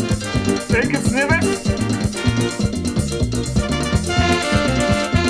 Perhaps, just perhaps, I thought the pressure we feel that is revealed the world around would serve us as a lesson that ought to make us aware the needs to create lifestyle more sound.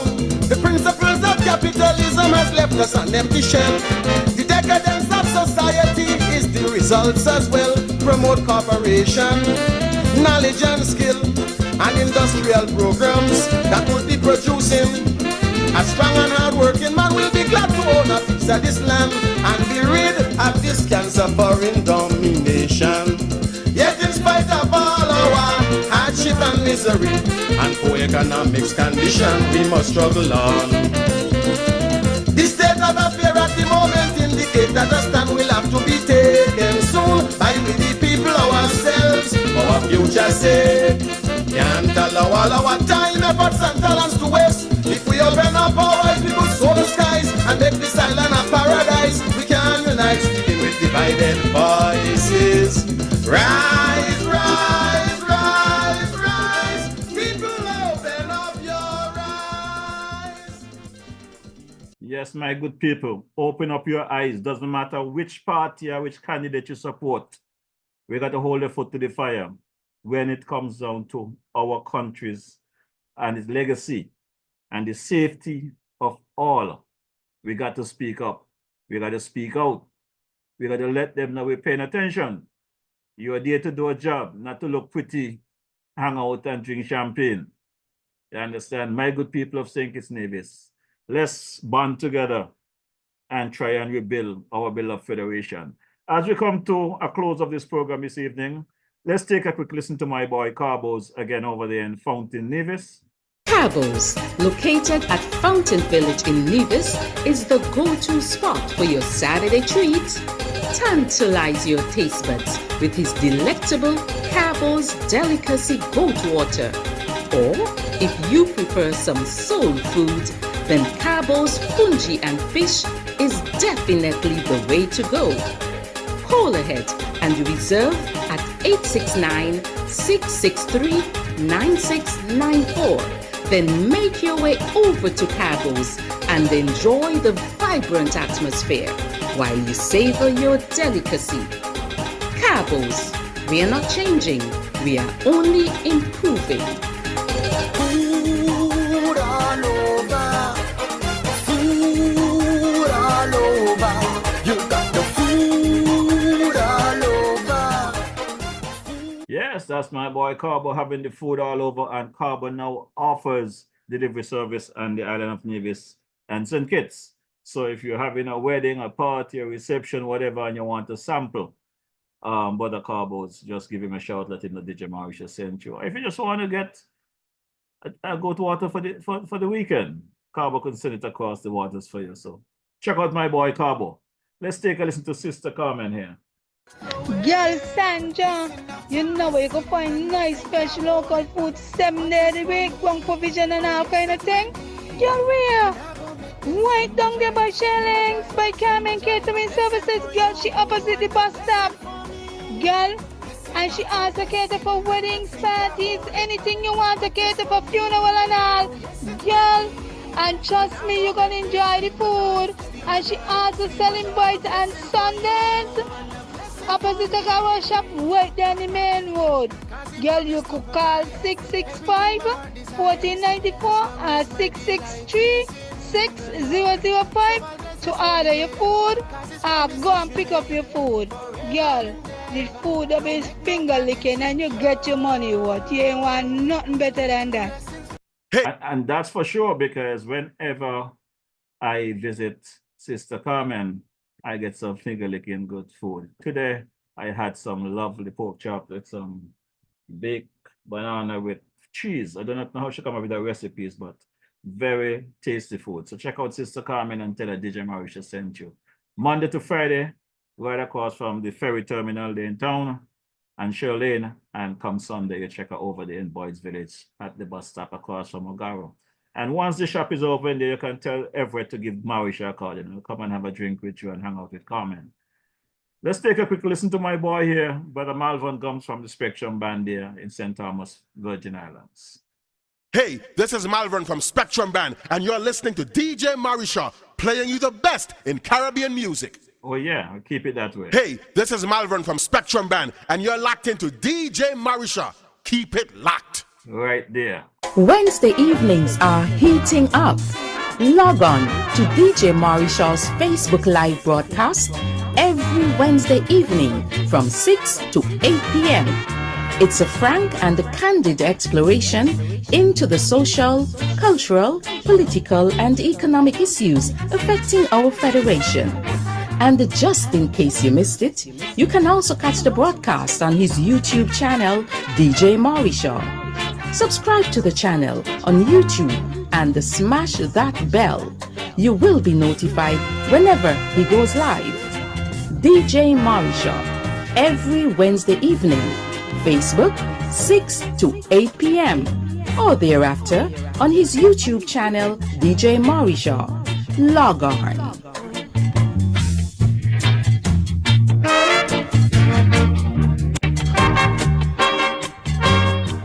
Yes, man, you heard it right. Every Wednesday evening from 6 p.m. to 8 p.m. I'm giving my boy Ivor a few second overtime this evening. He deserves it.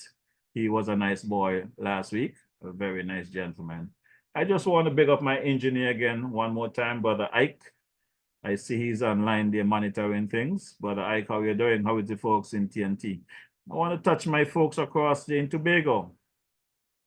Brother Victor Beard, how you doing? How is Gloria Beard? Melissa Beard, my missionary there. Sister Deborah Wallace, how you doing, Brother Roger Wallace? Across the Trinidad there, we have the man Daniel, how is Chanel and the kids? They hope all is well with you guys. Touching my folks in Tortola, my sister Esther, Makish and the kids. Makish, I think you celebrate a birthday sometime this week, right? Happy birthday, belated advance. I hope that you did not drink too much. Want to touch my brother there, the man called Morris there in St. Thomas, U.S. Virgin Islands. Sister Valicia Morris, how are you doing? Hope all is well with you. How about the man Avon Brown, aka Sour? Sister Patsy Brown, Mara Alphan Co. Sister Etlin Blyden Canony, how are you doing? My favorite cousin there, Sister Natalie Carty in St. Thomas, how are you doing? How is Caroline? My cousin there, Brother Kent Bernier, how are you doing? How is Sister Pam and Co. Brother Benter, hope all is well. My uncle across the St. Croix, Eustace Hutchinson, hope all is well with you. Well, if you're in St. Kitts and looking for some place to shop for some lovely clothing, check my cousin out there, Sister Gloria Hutchinson at the Smart Fit location there. The main location is in the old Simaco building next to Skelec and Central Street, or down and Kean Street across from the gas station there in 4th Street area. Let her know DJ Marisha sent you. You also can check out Sister Laura Williams, the wife of the dancing commissioner there, Brother Austin Williams in the TDC Mall right there in 4th Street. Let her know DJ Marisha sent you. And if you're in the area, you could stop by my boy, Brother Warren Batcher there at BCA, get some lovely food, drinks, and clothing as well. Let him know DJ Marisha sent you. We got across to the Frigate Bay area, touching my brother there, Brother Mike Clark, over there at the Jamrock restaurant. Hope all is well with you, my brother. It was good seeing you a few nights ago. Also want to touch my brother Marshall's up the hill. Lovely food, lovely dinner. Whenever you got a chance, you got to check out Marshall's and Michael there. And you go across to Nevis, my brother there, Mikey Slack. He has bakery there in the Beffront in Nevis area. Check him out at him at DJ Marisha sent you. He got casino bar and everything. I do not know what's going on with my girl Muffet. I have not seen Muffet in a bit. I see the liquor store still closed. But I want to say good evening to Sister Muffet Slack. Hope all is well with you. And as we try to wrap it up this evening, I want to touch my uncle there at the Garvey's Estate, the Millhouse Guest House. Uncle Joseph, if you're looking someplace to hang out for a few nights, or you want to have wedding parties, reception, take a few pictures, whatever, you can check Uncle there. And he will definitely organize you. Let him know that DJ Marisha sent you. Well, you know, once we drop the unofficial anthem of the Federation, it's gonna call it closing for the night. So let me touch my boy Elvan Ellie, the man Django. How are you doing, Enver? Hope all is well with you. How about my girl there? Sister Hazel Claxton, Naomi Ward, Rosita Pontin, Ivy Carty. Sister Glassford there, how are you doing? Hope you're back safe to your location. And everything is good. I got a live, but good evening. Want to touch my sister there, Jennifer, over there in the UK, Sylvia, Brother Clive, Janet.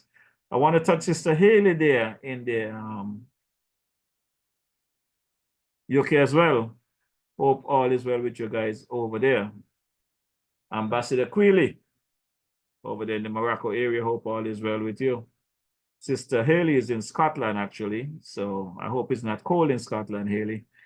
My sister there, Pastor Brown, how are you doing? I understand your husband was under the weather. Hope he's doing well. And everything is everything, you know. But we're going to drop this unofficial anthem and move on. The late great King, my good people, I know that the music is sweet in this song. The song is called Arise. And I want you to listen to the lyrics because I'm trying to raise the conversation for people to understand that you cannot depend on a government to hold a country up with the people have a responsibility to hold the government accountable in order for the country to stay afloat. So don't be afraid to call out your government, question them, ask questions, and if you're not getting anything done, then you know what we need to do. We have done it in the past, we can do it again. We don't have to wait for 5 years.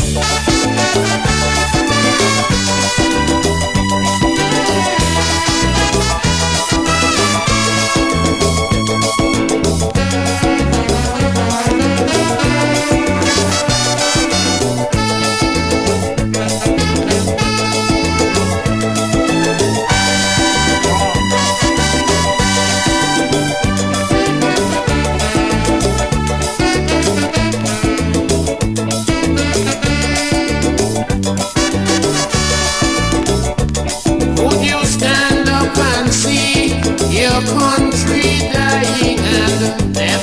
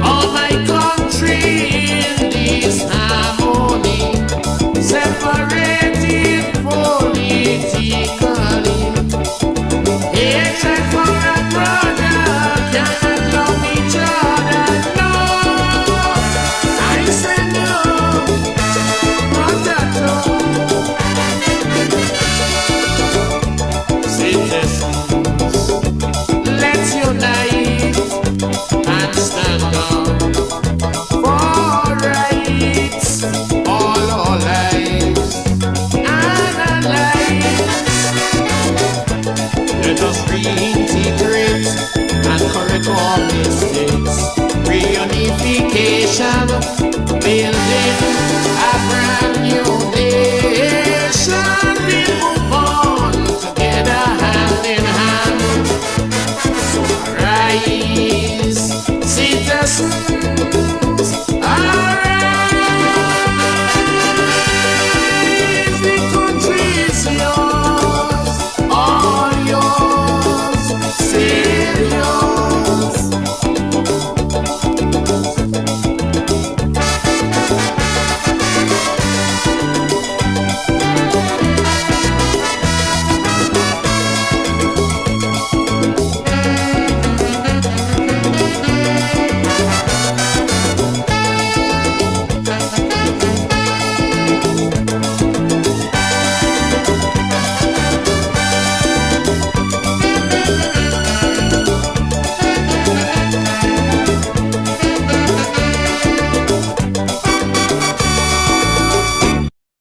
Yes, brother Jordan Nisbet, this country is yours, my brother. All yours, still yours. Keep on holding their foot to the fire. I want to big up my boy there again one more time, brother Eustace Hendrickson. How you doing? Eustace Hutchinson there in the St. Croix area, brother Romello. Jeffers, how are you doing? Sister Gwyneth Marisha, good evening, how are you doing? Beverly Marisha.